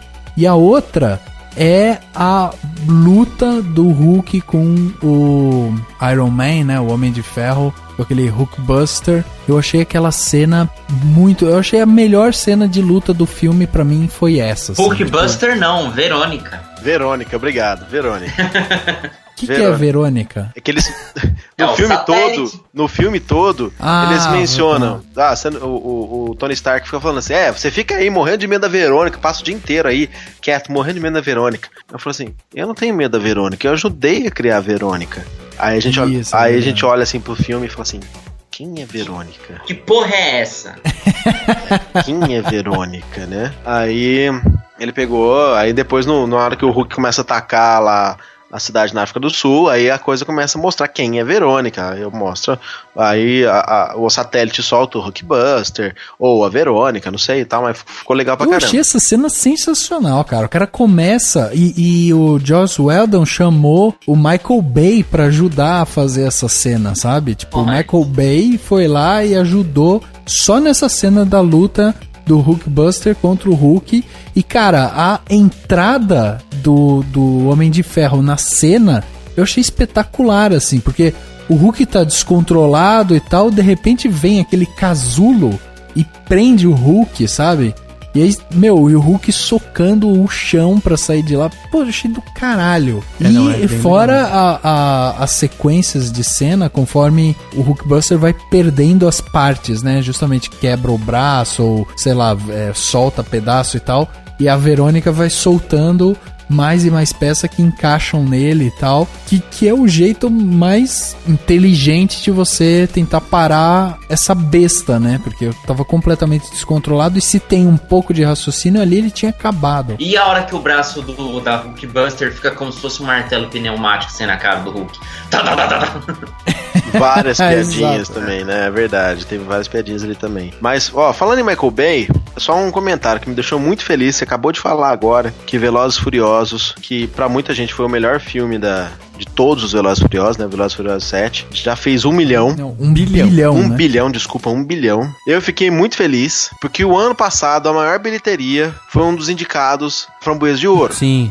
Né? Exato, foi o Transformers do Michael Bay. Exatamente. Né? Que aí falou assim, não, pelo menos a bilheteria desse ano não vai ser um filme tão... Não, mas esse ano, o Vingadores Era de Ultron provavelmente ultrapassa, eu imagino. Também espero. Hã? Eu também espero. E esse ano, no finalzinho do ano, tem duas coisinhas. Tem uma chamada Jogos Vorazes, a Esperança parte 2, né? Que vai bombar. E tem uma outra coisinha chamada Star Wars, né? Tipo, então assim, esse ano tem muito filme que vai ter grandes bilheterias. Mas então... vem cá, você acha que Jogos Vorazes chega a 1 bi? Não sei se chega, mas é possível, entendeu? Não tô falando só de chegar a 1 bi, tô falando de... Tem que ver o quanto foi o último filme, o parte 1. Sim. Dificilmente quem vai assistir a 2 não viu a 1, entendeu? Não tô dizendo que ele necessariamente vai ultrapassar, tô falando que esse ano tem grandes filmes com potencial altíssimo de grandes bilheterias, entendeu? Ele pode não chegar a 1 bi, mas ele vai chegar a uma bilheteria muito grande. É o Vingadores e mais o Star Wars, que com certeza vai chegar a números astronômicos. Um deles vai estar lá no topo, entendeu? Só isso. Não, eu só não quero... Eu fico só... Ano passado eu fiquei chateado com a coisa de ver a maior bilheteria do ano ser indicado ao Framboesa de Ouro. Framboesa, sim. E ser um filme muito ruim, né? Merecidamente indicado. E aí foi assim, o que o pessoal queria ver? Queria ver robôs se degladiando, só isso, sim. Entendeu? Aliás, o Vingadores então mostra que o qual deveria ser a profissão do Michael Bay, né? Tipo, dirigir cenas de ação em um filme ou outro. Pronto, acabou. Ele não precisa dirigir um filme inteiro, né? Não precisa. E nem foi ele que dirigiu, né? Tipo, ele repartiu a direção. Não, ali. então, eu tô falando, ele fez consultoria, né? Vamos dizer assim. Exatamente. Pelo que eu entendi. Aí, consultor de filmes de ação. Consultor de cenas de ação. Pronto, consultor de cenas de ação. Tá ótimo. Profissão nova. Tá ótimo.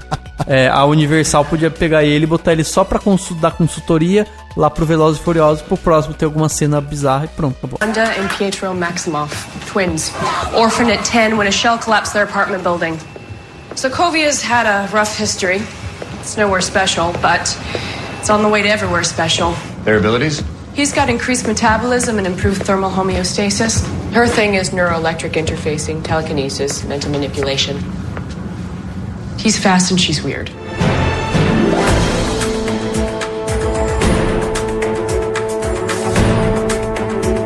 Bom, vamos usar aqui todo o conhecimento dos nossos dois especialistas em quadrinho para entender uma das partes do filme que é mais complexa ali, que é justamente essa pedra da visão, essa pedra da mente, sei lá o que é quando eles conseguem extrair isso e o Visão surge, né? Então, eu queria que vocês, me explicassem exatamente assim... ok, são 4 pedras, certo? Quer fazer as honras, Xaxim? Não, eu quero a sua ajuda, porque eu contei 3 gemas até agora, a quarta eu tô perdendo ela. Ah, tá. Então, só pra explicar, essas joias do infinito, elas são 6 joias que existem, e quem tiver o poder delas tem o poder de todo o universo, pra criar o universo, pra destruir o universo. As joias, elas são, cada uma tem a sua cor e a sua propriedade. Tem a joia do espaço, a joia da mente, da alma, da realidade, do tempo e do poder. Tem a do ego também. Uma dessas joias provavelmente eles não vão ter, porque no filme falou que são 6. Então cada joia tem um poder, tipo, poder ilimitado. São os maiores poderes do universo mesmo. A primeira joia do infinito que apareceu foi o Tesseract. É aquele cubo que aparece no Capitão América, o primeiro Vingador, né, que a Hydra usa para fazer as armas, que é o cubo que daí eles ficam fazendo experiência, que daí tem o primeiro filme dos Vingadores, se lembram? Então, esse daí vai chegar na mão do Thanos. O que acontece? Eu vou falar de cada um e onde tá. O cubo, ele foi pra Asgard. No final dos Vingadores 1, lembra que aparece o Thor e o Loki, aí eles se teletransportam e vai pra Asgard. Ok. A outra tava lá na mão do Loki. Era o cetro do Loki, que é a joia da mente, que foi pra testa do Visão. Essa joia aí já tava com o Thanos. E ele entregou, é verdade. Entregou pro Loki, tipo assim, ele falou assim, ó, vou te entregar essa, você vai lá, você conquista a Terra, você fica com a Terra, aí você me dá o cubo. O que aconteceu? O porra do Loki perdeu, e perdeu a joia também. Então, aonde que tá a segunda joia do infinito? Tá na testa do Visão, beleza. A terceira joia do infinito, ela é o éter. É aquela massa lá do Thor, o Mundo Sombrio, que é aquela... é verdade. É verdade. O que acontece com ela? No final, na cena pós-crédito, a Sif e aquele cara barbudão lá que parece um anão, eles levam pro colecionador e deixa com eles. O colecionador é o Guilherme o Benício Del Toro, né? Isso, verdade. Cara doido. E a quarta joia que apareceu até agora é aquela joia que tá com os Guardiões da Galáxia. Mas ficou com eles mesmo? Eu não lembro. Não, ficou o Ronan fica atrás daquele negócio. Não fica com a tropa Alpha, lá em Xandar. Então, é engraçado, é esquisito só o Thor comentar, porque como que o Thor sabe dessa aventura dos Guardiões da Galáxia, né? Não, mas é que assim, aí vem aquela questão de saber o seriado, saber outras coisas, de assistir, por exemplo, Marvel's Agents of S.H.I.E.L.D. No Marvel's ele fala assim, Asgardianos são alienígenas que têm um conhecimento do poder do universo maior que o nosso. Ah, entendi. Entendeu? Então eles teriam acesso, eles já saberiam o que aconteceu, né? Exatamente. Então, ele já tem um conhecimento, assim, ele tem uma rede de comunicação muito melhor que a nossa. Eles são mais integrados ao universo do que a Terra. O próprio Heimdall, que é o Idris Elba, né? Que enxerga tudo também. Enxerga literalmente tudo. E ele pode ter visto isso, aconteceu aquilo, ele contou. Pode ser também. E só pra entender, a joia, essa quarta joia, ela tá onde? Em Xandar? Isso, é aquele planeta que é da Glenn Close lá, que tem... Sim, mas ela está lá, então. Ficou lá, eles deixaram guardado... Sobre a posse deles lá, eles estão guardando. Então entendi, faltam duas joias pra aparecer. Aí com isso, o que dá a se entender a cena pós-crédito desse Vingadores Era de Ultron? O Ultron, pra ele controlar as 5 joias, ele precisa da manopla, né? Daquela luva, que ele encaixa cada uma nela e ele consegue controlar tudo, entendeu? E ele já tem a manopla. Já tem a manopla e a manopla, ela aparece no Thor, no primeiro filme do Thor, uma galeria de coisas do Odin. Então eu acho que aquela cena pós-crédito é o Thanos em Asgard. E o que acontece? O próximo filme do Thor é Thor Ragnarok, ou Thor o Apocalipse, entendeu? Que eu acredito que, vão destruir toda Asgard. O Thor vai ser o único sobrevivente. Por isso que na visão dele, ele vê todo mundo lá morto. Tanto é que o Heimdall tá morto. Eles falam que eles estão em Hel, que é o mundo, né, dos mortos da mitologia nórdica. Ah, tá. E vai fazer sentido pra daí trazer o Thanos, né? Isso, daí o Thanos provavelmente já tem todos já vai ter todas, menos uma que vai ser o que tá na testa do Visão. Eu acredito que ele vem pra Terra pra pegar a última joia do infinito Aí vai ser um enredo dos dois filmes. Sim. E pode ser que o próximo Guardiões da Galáxia, então, gira em torno lá de Xandar com a joia lá. O próximo Guardiões da Galáxia, se eu não me engano, vai ser uma história de origem. Sobre o Peter Quill indo atrás do pai dele, que pode ser o Adam Warlock, que tem uma joia do infinito, não tem, Xaxim? Eu não sei com quem que ficou, mas o Adam tinha. Tinha sim. Talvez não tenha aparecido, seja uma quinta, né? Não sei, não, mas ele ia muito atrás, ele é um dos principais personagens da saga, se eu não me engano, da saga das Joias Infinitas, da Guerra Infinita, seria, né? Tá, e aí me diz uma coisa, o Visão, então, ele é o que? A materialização dessa pedra da mente aí, da visão, sei lá? Aquela pedra seria mais ou menos o processador do Visão. Ah, tá, entendi. De forma mais, assim... Arrancou dele, ele morreu. Então, essa é a questão. Eu acho que sim. Se tiver se ele não tiver essa pedra, ele dá uma morrida legal. Tá, entendi. E no caso ele surgiu porque, na verdade, é um misto ali, né? Porque eles utilizaram aquele metal, que era o metal mais forte do mundo e tal. Vibranium. O Vibranium, exatamente. Daí eles usaram esse Vibranium em junção ali com a pedra e com essa parte até meio mágica, né, e tal, surge o Visão, né, com a consciência do Jarvis e tal, não é isso? A ideia era mais ou menos o seguinte, olha, o Ultron quer fazer um corpo supremo pra ele, ok. Se a gente deixar esse corpo vazio, o Ultron pode entrar nesse corpo. Então, melhor colocar alguém que a gente confia dentro desse corpo pra dar tudo certo. Aí coloca o Jarvis. O Jarvis lá e ele fala assim... Jarvis. Jarvis, não é Jarva. Nem Jarvis Jarva. é o mordomo. Cara que faz cachorro. Jarvis é o mordomo. Jabá, o cara que faz cachorro. Jabá, não. Enfim... Só pra fazer uma referência, essas joias, cinematograficamente falando, elas são o que a gente chama de MacGuffin, né? Basicamente, assim, porque tipo... O que é MacGuffin? O MacGuffin... Então, exatamente, é por isso que eu... Não, só pra fazer uma referência, tipo, quem popularizou esse termo foi o Hitchcock, né? O que é um MacGuffin? O MacGuffin seria um objeto qualquer, um objeto qualquer que dentro de uma narrativa tem como única função movimentar os personagens a irem atrás dele ou transportarem ou coisar. Então, assim, por exemplo... A máquina do tempo do De Volta pro Futuro. Não. A máquina do tempo de Volta pro Futuro não é um MacGuffin. Você pega Cães de Aluguel do Tarantino. Aquela... A mala. A mala, ela é um MacGuffin. Tipo, ela nem... As pessoas nem falam, nem abrem ela, mas ela é um MacGuffin. Ela movimenta todos os personagens, porque todos eles querem a mala. Tem muitos filmes que tem, tipo, sabe assim, um objeto que o cara quer ir atrás e ela está em tal lugar. Então, todo mundo vai atrás dele e o vilão tá atrás dele e é ela que movimenta a trama, né? Os filmes do Hitchcock são cheios de MacGuffin. Os filmes do Indiana Jones são puro MacGuffin. E as joias são MacGuffins, né? E tem muito. E até você tem... Até vocês estavam falando das Joias do Infinito. Eu lembrei das Esferas do Dragão, que é o mesmo princípio, né? As Esferas do Dragão lá do Dragon Ball. E as Horcruxes do Harry Potter. As Horcruxes, né? Que ele vai atrás. Então esse tipo de coisa a gente chama de MacGuffin porque são elas que movimentam uma determinada trama para que tudo aconteça. Então, enfim, acho que só para enriquecer mesmo o debate, a gente interpreta, né, essas joias como MacGuffins. Então, assim, em um filme você tem um MacGuffin. Em uma franquia gigantesca você precisa de 4, 5, 6 MacGuffins para poder mover a história, para poder mover a trama, né?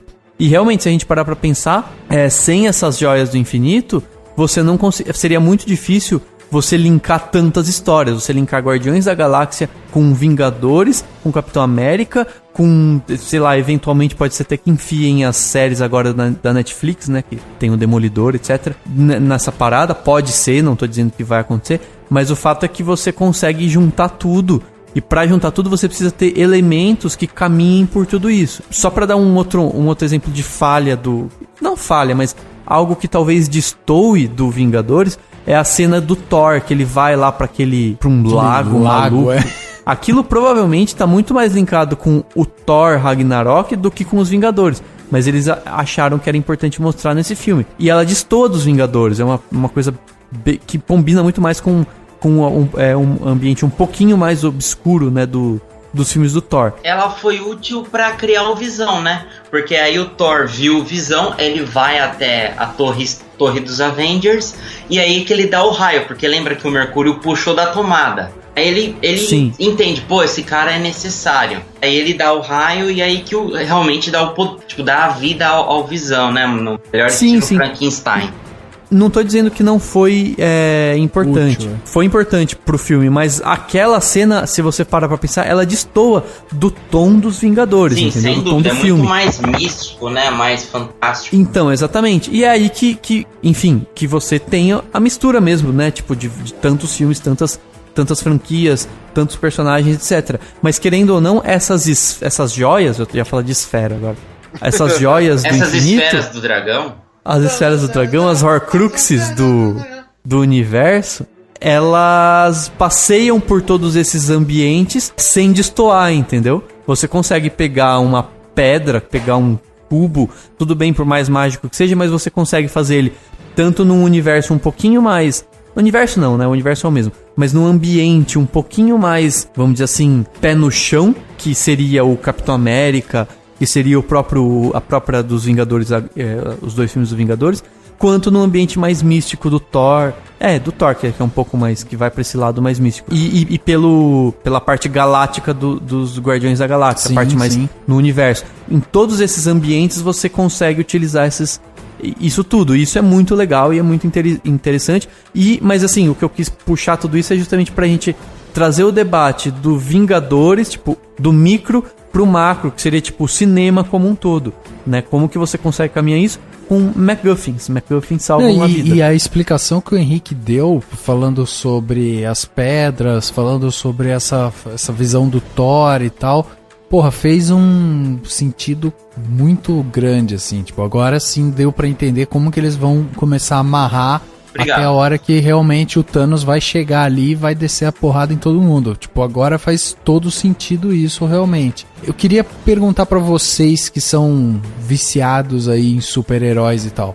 Vocês esperavam nesse filme, tipo, final do filme, vocês esperavam já algum link, alguma coisa pra Guerra Civil? Eu esperava algo maior, assim. Tipo, uma ceninha, alguma rádio, alguma coisa falando, o Congresso... As Nações Unidas vão votar sobre a liberação dos super-heróis ou não, alguma coisa assim, que mostrasse, tipo, o Tony Stark foi pra um lado do mundo e o Capitão América pro outro, brigados um com o outro. O filme acabou, todo mundo bem. Eu acho que eles vão focar muito isso no Capitão América mesmo.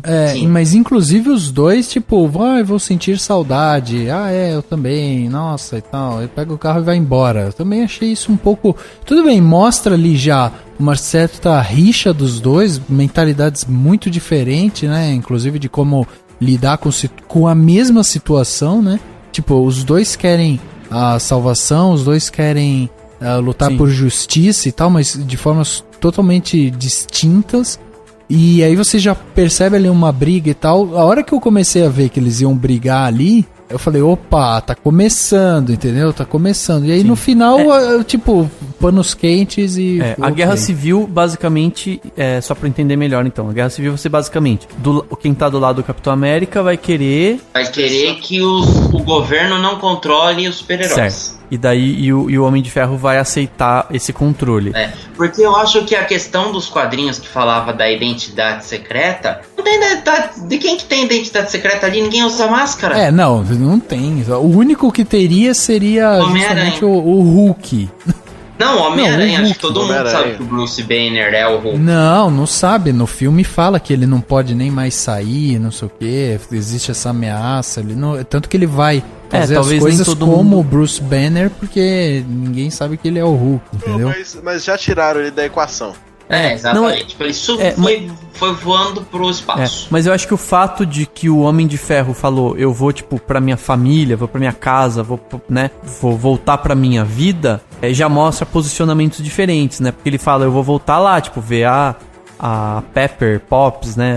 Minha família, tipo, minha casa. E aí ele olha pro QG lá, pra aquele espaço, e fala, isso aqui é minha casa. Porque realmente ele não tem mais nada, o Capitão América. Então você já vê, tipo, uma diferença. Que faz sentido o Homem de Ferro aceitar um controle, porque no final das contas o que ele quer é, tipo, Paz. a casa dele. Tem um momento do filme que ele fala assim, ele fala, por que a gente tá aqui?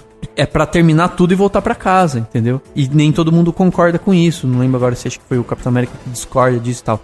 Então isso já mostra, assim, posicionamentos diferentes. Um é, eu sou um super-herói pra poder ter paz e voltar pra minha casa. O outro, tipo, eu sou um super-herói, porque eu não sei ser outra coisa e é isso que eu sou, entendeu? Então mas eu não sei, do mesmo jeito que acabou, assim, com esses panos quentes, no filme do Homem de Ferro a gente viu isso também, esse pano quente, essa coisa assim. A sensação que eu tive é que, tipo, eles deixaram pra realmente, tipo, explicar a Guerra Civil na Guerra Civil mesmo, sabe? E outra, Hollywood, assim, precisa de filme final feliz pra grande massa sair feliz do cinema, entendeu?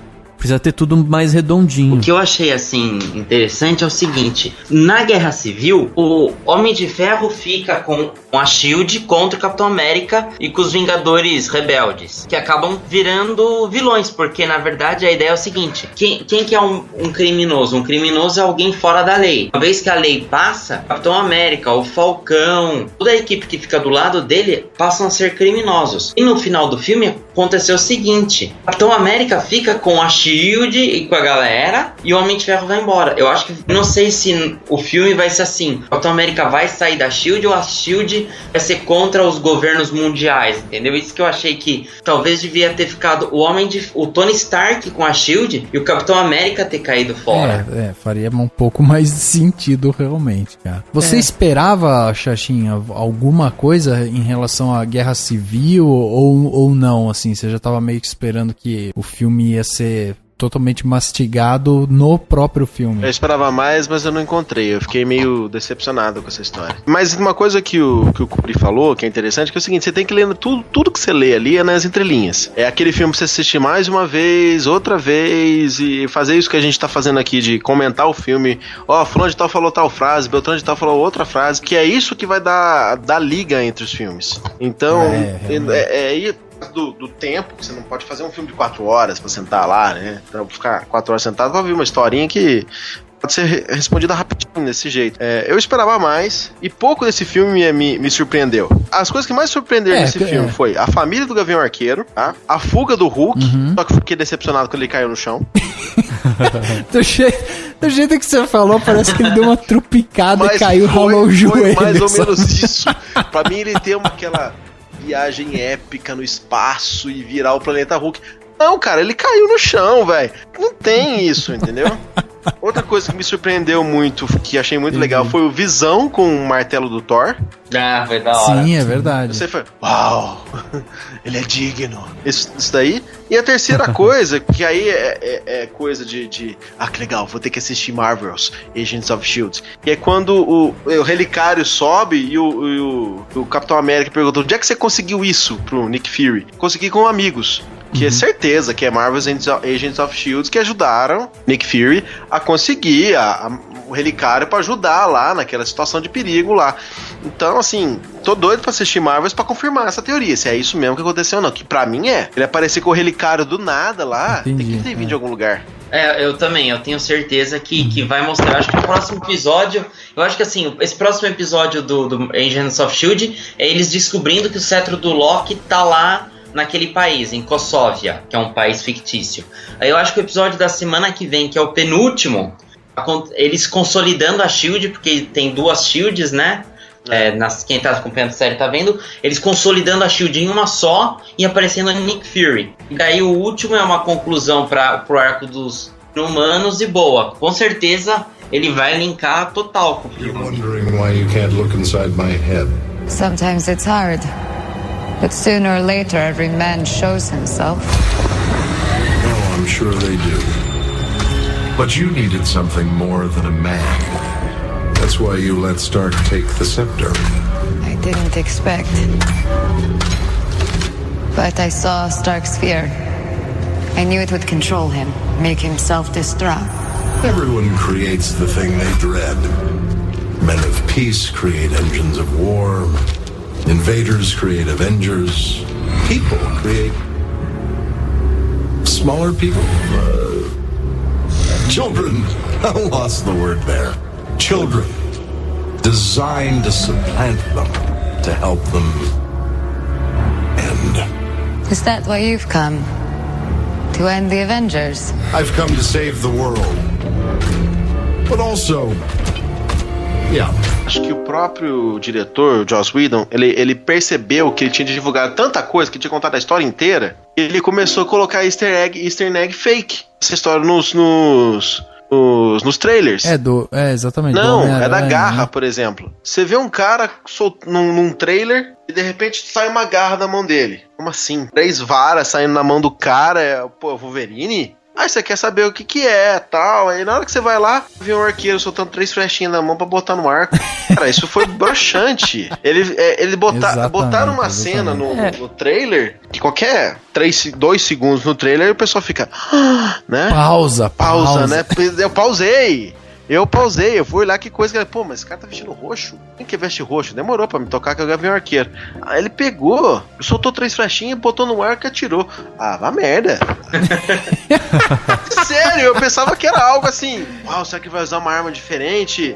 Será que ele vai fazer... Nada, ele fez aquilo que ele sempre faz. Mas isso entra até numa coisa que a gente conversou aqui no Cinemação, quando a gente falou de spoilers. Tipo, as pessoas... Sei lá, a impressão que eu tenho é que o mercado exige que você dê spoiler de tudo, você fica mostrando cenas e cenas e cenas pra poder incentivar as pessoas a irem pro cinema. As pessoas, público, assim, a grande massa, tem ido cada vez menos pro cinema pra algo incerto, entendeu? Do tipo, se você fizer um trailer que não te conta quase nada da história, tal, as pessoas não vão. As pessoas vão quando elas veem tudo que vai acontecer. Então eu acho que isso é um grande problema e aí isso reflete nesse tipo de estratégia de marketing. Me irritou aqui, por exemplo, no Os Vingadores 1, você via as cenas, nossa, que cena louca e tal, mas você não conseguia linkar. Você não conseguia falar, vai acontecer isso, vai acontecer aquilo, não, você não conseguia. Você vê aquela baleia voando, foi, cara, de onde veio essa baleia voadora? Você queria saber de onde via a baleia voadora. Aqui não. Cara, teve gente que pegou os trailers dos Vingadores e foi picotando os trailers, né, cena a cena, e montaram mais ou menos do jeito que eles achavam que ia ser a sequência do filme, sabe? Então, assim, eu até entendo isso que o Dani falou, mas eu acho assim, ó, que pra Vingadores esse argumento não faz sentido, porque é Vingadores, tipo, já fez bilheteria, a pessoa já conhece, então não precisava ter soltado tanta coisa, liberar tanta coisa, entendeu? Tá bom.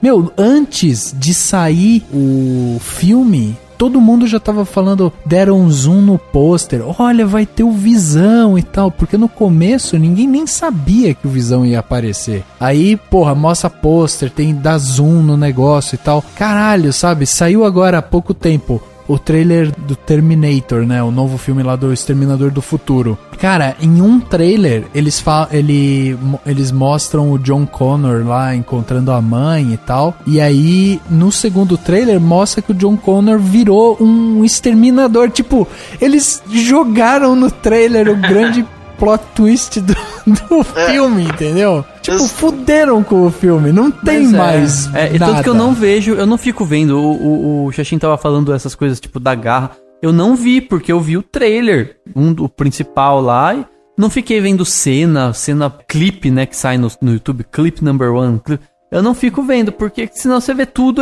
Não, mas eu acho que tá bem certo, vocês estão tudo certo.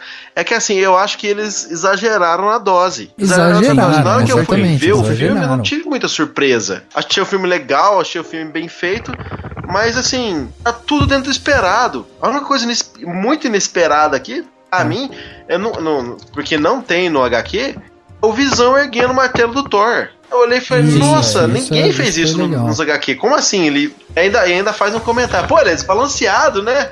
Você pega isso eu acho que é definitivo na vez que o Visão ergue o martelo do Thor, porque no começo eles não confiam no Visão, né? Eles, beleza, apareceu. A hora que eles veem, porra, o cara tá segurando o martelo do Thor, meu, ele é digno. Eu acho que isso foi e tá segurando e tá entregando pra ele, né? Não tá tipo... E outra coisa que a gente falou sobre... Vocês estão falando sobre os spoilers. Tem muita cena do trailer, principalmente do primeiro trailer, que não teve no filme, no corte do filme, né? Sim, isso é comum. Tipo assim, tem um trailer, num trailer tem assim, um frame que tem uma moça de costas careca, que parecia aquela mina que apareceu lá em Guardiões da Galáxia, que seria outra filha do Thanos. Eu esqueci o nome dela agora. E não era, na verdade era uma moça lá do universo do Thor. E tipo, ela não apareceu. Mesmo o Thor, o Ultron, ele pondo a mão naquela lava que era o Vibranium derretido. Não mostra isso. Não mostra mesmo, isso é verdade. Fica dúbio se ele... Se aquele último corpo dele, maiorzão, que aparece destruindo o outro na frente lá da Viúva Negra, se esse corpo era revestido com Vibranium ou não. Não sei. Provavelmente não, né, cara? Então, provavelmente não, provavelmente sim. Não fala. Não, provavelmente não, porque ele toma um cacete e ele amassa. Tipo, mas daí amassável. O Vibranium não é... O Vibranium não é amassável, ele é o escudo do Capitão América. Só que ninguém disse que um poder de uma joia do infinito não pode destruir o escudo. Tanto é... O nosso querido Ultron não toma o cacete do... Capitão América. Da joia do infinito, sabe, ele toma um cacete, sei lá, toma um cacete do Homem de Ferro. Não, ele toma um cacete da joia do infinito quando tá o Visão, o Thor dando raio e o Homem de Ferro dando um jato. Vai os três, e o raio do Visão vem da testa. Mas a mais importante ali, perda, foi quando do Ultron, foi quando o Visão isolou ele. Tipo, ok, você não vai conseguir mais distribuir sua personalidade pela internet. Sim. Foi ali que começou a acabar definitivamente ali. Cara, vamos dar as notas pro filme, então. Vamos finalmente colocar aqui quanto que a gente acha que esse filme merece. Já vou puxar aqui minha calculadora para eu poder fazer a média do Cinemação, né? Então, vamos lá, eu vou começar dessa vez dando a minha nota. Eu acho assim, o grande problema do filme dos Vingadores é assim, na verdade, pra mim é a indústria, sabe? Porque eu percebo, quando eu assisto esse tipo de filme, eu percebo uma certa síndrome de querer ser grande, entende? E aí, o que me dá a entender é que filme atrás de filme, eles querem tentar fazer mais, mostrar mais, querem, tipo, ter cenas mais épicas, mais cenas lentas, mais cenas de explosão, mais super-herói, eles querem, tipo, aumentar. E aí, o cerne da história, a Era de Ultron, é um cerne muito legal, é uma história muito legal, assim, mas eu não gosto do ritmo do filme, eu não gosto das brincadeirinhas, tipo, me incomoda essa falta de explicação no começo, assim, eu fiquei realmente esperando, assim, porque eu queria entender mais o que aconteceu com o Capitão América e tal, por que ele tava ali e tal, então, tipo assim, tem várias coisas, e aí sabe, o filme é como o Xaxim falou, não surpreende, não tem nada assim de grandes surpresas, então realmente é um filme que você vai pra você assistir e você vê um filme de ação. Dito isso, eu dou pra esse filme 2,5. Pra mim é um filme que é um filme ok, é um filme médio.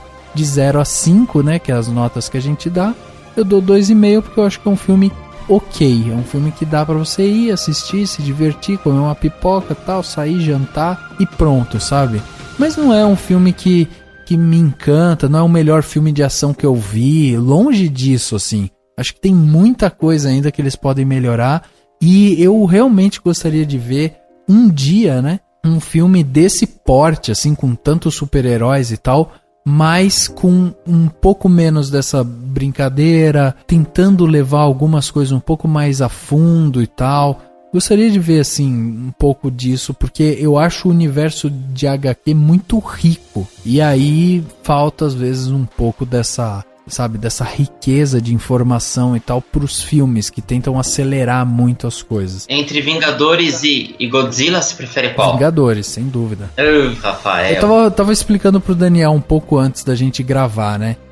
Eu fui assistir Vingadores, sentou um grupo de moleque atrás de mim, devia ter uns 12 a 14 anos, sei lá. Meu, os moleques estavam pirando no filme e eles não paravam de falar no filme inteiro. Aparecia o Visão. Pode ter atrapalhado também. Não atrapalhou porque eu prestei atenção no filme, mas assim, foi isso. E aí eu tava falando pro Dani que quando eu fui assistir Godzilla e Transformers, por exemplo, o último filme do Transformers, eu tive vontade de, levantar e ir embora do cinema, porque eu falei, cara, eu tô perdendo horas da minha vida assistindo esse lixo que tá aqui na minha frente. O Vingadores, não. O Vingadores eu falei, eu vou acabar de assistir porque é um filme ok, sabe? Tipo, ok eu ficar aqui e ficar mais 1 hora assistindo isso daqui, sabe? Mas não foi um negócio que me fez vibrar como esses moleques que estavam atrás de mim. Então, cara, é um filme que eu dou 2,5 pra esse filme e eu queria saber a opinião do nosso querido Henrique Risato, né? Eu ia usar bastante dos seus argumentos, mas daí você começou a meter o pau. Não, cara, eu gostei do filme. Eu achei um bom filme de ação. Só que o top 5 Marvel Studios, ele tá em 5º lugar. E os outros? Eu acho que, sei lá, pra mim o Vingadores 1 pode ser o primeiro lugar. Os Homem de Ferro 1, que eu acho muito bom. Depois é um excelente filme de origem que começou tudo. O Capitão América 2 Soldado Invernal é um filme super legal. Guardiões da Galáxia, que é o Star Wars da Marvel. Então, entre todos os da Marvel Studios, eu colocaria esse novo filme em 5º, atrás de todos esses que eu falei. Ele peca porque ele é muito longo, ele tem muito personagem, muita coisa acontecendo, não desenvolve tanto. Achei muito sacar o negócio da a Natasha com o Bruce Banner. É aquela mania de ter que ter um casal mesmo no filme, de ter que ter um interesse romântico, mas como filme de ação ele funciona. No podcast, na crítica que eu escrevi, eu dei 4 claquetes. Eu tava pensando em uma nota entre 3,75, 4. Como eu assisti de novo, ele é um filme legal de assistir, ele é interessante, é um bom, ele cumpre o que promete entregar, é um filme de ação, mas só isso, mas dentro dessa linha eu dou 4 claquetes pra ele, não é 5, não é super foda, mas é um filme divertido, se passar na TV eu assisto. Muito bem, muito bem. Xaxim, vamos lá pra sua nota então. Eu esperava que o filme prendesse tanto quanto o Vingadores 1. Não surpreendeu, foi aquela, como diria, a maldição do segundo filme, né? Sim. O segundo filme é sempre pior do que o primeiro. Menos o Star Wars, o Império Contra-Ataca. E Batman. E o Batman. Batman, é verdade. Mas a maioria, então, o segundo filme e talvez o Poderoso Chefão. Não, Poderoso Chefão não. Não. Talvez o 2 seja melhor que o primeiro. Deixa o Xaxim continuar. Só pra voltar aqui. O Star Wars 2 eu não gosto, todo mundo só se fode no final.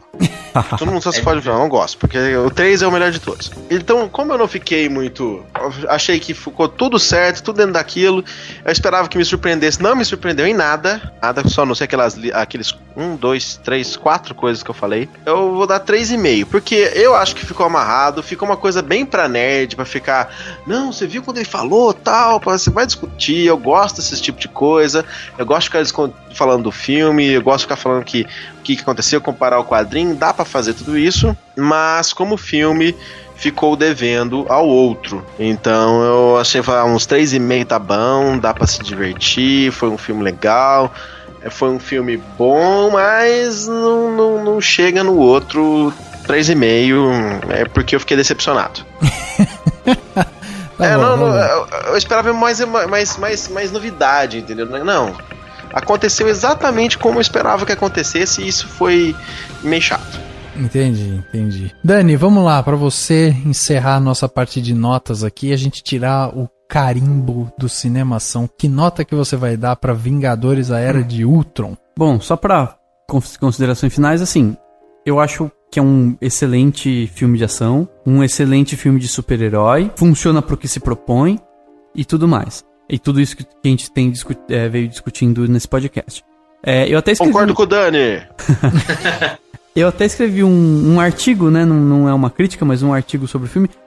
Eu achei muito interessante, porque quando eu tava vendo, eu tive uma sensação... Teve várias sensações que eu tive, assim. Uma delas foi... é tudo muito intenso. Tipo, a música é porradaria, é gente, não sei o que, e até os momentos de romance, tipo, você não tem tempo de entender que o Hulk e a Natasha se curtem e de repente tananã, e tipo, romance, tudo é muito intenso. Então você sai do filme muito empolgado. Você fala, nossa, a primeira impressão que dá, pelo menos que eu imagino que a maioria das pessoas tenham é essa. Tipo, sai com aquela música, aquele transe, nossa, que sensacional. Então, caraca, ele é... eu não senti isso, não. Não, então, mas muita gente sente, porque ele é tipo... Ele é sabe assim, uma montanha russa, né? Não para quieto, não para. No fim das contas, ele é um filme que é muito significativo do nosso tempo. E nesse artigo eu até falei disso.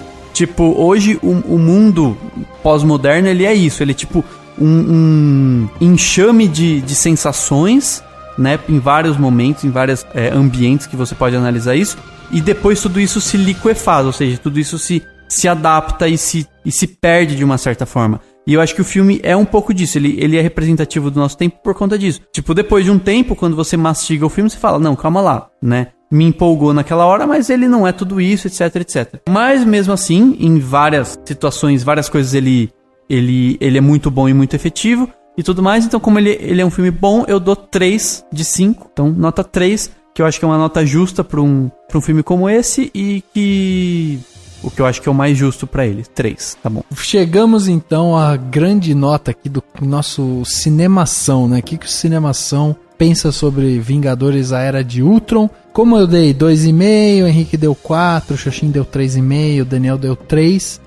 O Cinemação carimba aqui 3,25 pro filme Vingadores, a Era de Ultron.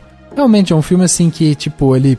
é um pouquinho melhor aí do que a média, né, de um modo geral, para uns mais, para outros menos, mas é um grande filme de ação. Só pra que as pessoas saibam, o 3D ele é muito bom, mas ele não é essencial, então não faça questão de ver 3D. Essencial. Não é essencial, mas assim, ele é bom porque você vê que o filme ele foi gravado em 3D, ele não foi simplesmente convertido. Então isso já é alguma coisa boa. Mas como ele é um filme... Enfim, o que eu não gosto muito do 3D é que ele escurece a tela, né? Aí você fica, eu queria ver a tela mais clara, né? E aquele óculos, ele escurece. Então, se você for ver 2D, você não vai ficar na ponta da cadeira pra equilibrar o óculos 3D com o seu óculos. Então, facilita melhor.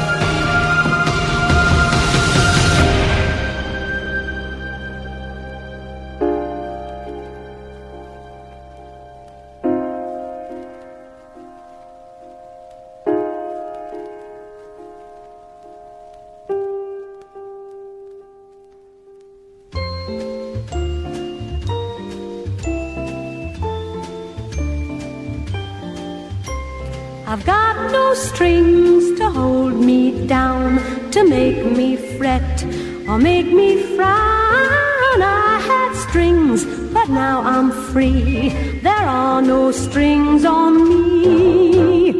I've got no strings, so I have fun. I'm not tied to anyone. Chegando ao final de mais um podcast, agora o podcast Cinemação número 132, falamos aqui sobre Vingadores, a Era de Ultron.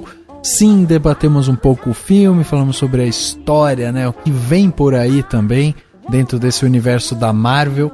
Um filme legal de ação, que você pode ir assistir ainda hoje nos cinemas, ainda está passando, então corre para os cinemas mais próximos de você. Se você estiver escutando o podcast em 2016 ou 2017 e tal, já era, já foi, já passou, mas com certeza tá na locadora mais próxima de você. Então, Dani, Henrique, Xaxim, muito obrigado pela presença de vocês aqui no podcast. Xaxim, obrigado mais uma vez por trazer todo o seu conhecimento em HQ aqui para enriquecer ainda mais o podcast. Como eu sempre digo, cara, eu gosto de gravar esse podcast com vocês, é muito divertido.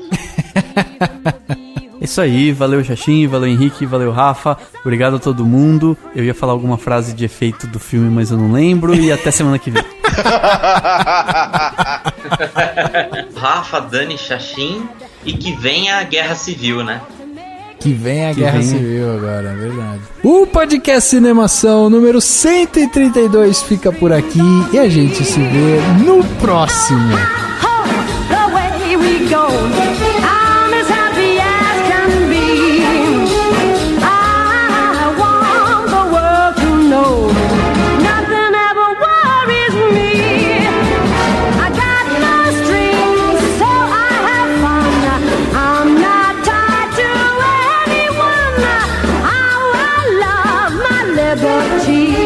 There are no strings on me.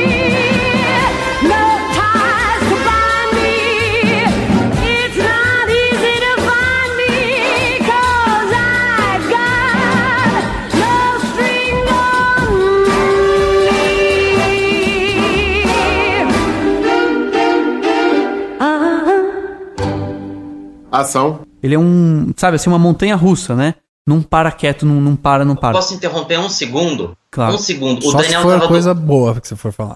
É boa. Minha namorada tava do lado direito, o Daniel tava do meu lado esquerdo. O Daniel, sabe, tem aquela expressão em inglês quando a pessoa fica sentada na ponta da cadeira. Como que é, Daniel? No edge of the seat.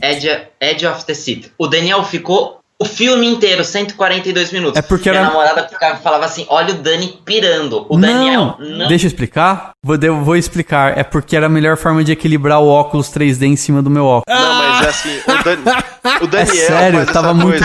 desculpa, Desculpa, Daniel. Ô, Curi, foi mal, desculpa. Você assistia aquela porcaria daquela novela dos Mutantes? Eu não assisti Mutantes, eu assistia da Chamas da Vida. Entregando. Não, ele sentia aquela porcaria. Eu falei assim, pô, Curi, você vai assistir essa novela? Vou. Cara, mas todo mundo diz que é muito ruim. Eu sei, é ruim mesmo, mas eu quero ver como é que eles vão terminar esse negócio ruim. Porque é tão ruim. Eu entendi o que ele falou assim. É tão ruim, mas é tão ruim que eu não sei como é que eles vão dar um fim pra esse negócio. Não, é porque na época tinha uma outra melhor depois. Não sei, acho que é porque eu gostava mais da outra, mas eu via mesmo. Mas naquela época você já sentava na beira do sofá. Então, mas é porque o sofá da República era ruim pra cacete. Tipo, não dava pra você relaxar, você sentava na ponta. Era muito ruim, isso é verdade, era muito ruim. Isso você tem que dar razão pra você. Então, mas enfim, não, mas realmente olha, é muito interessante isso, tipo, várias interpretações de uma simples forma de se sentar numa poltrona ou num sofá, né? Muito louco. Mas Daniel enfim. e suas sentadas controversas. Nossa, que horror, cara! Puta que pariu, hein? Ninguém merece isso. Não mesmo, Gostou, né, Rafa? Esse podcast foi editado pela Isso Aí Design. Tudo isso é forma com função. É design estratégico. É isso aí.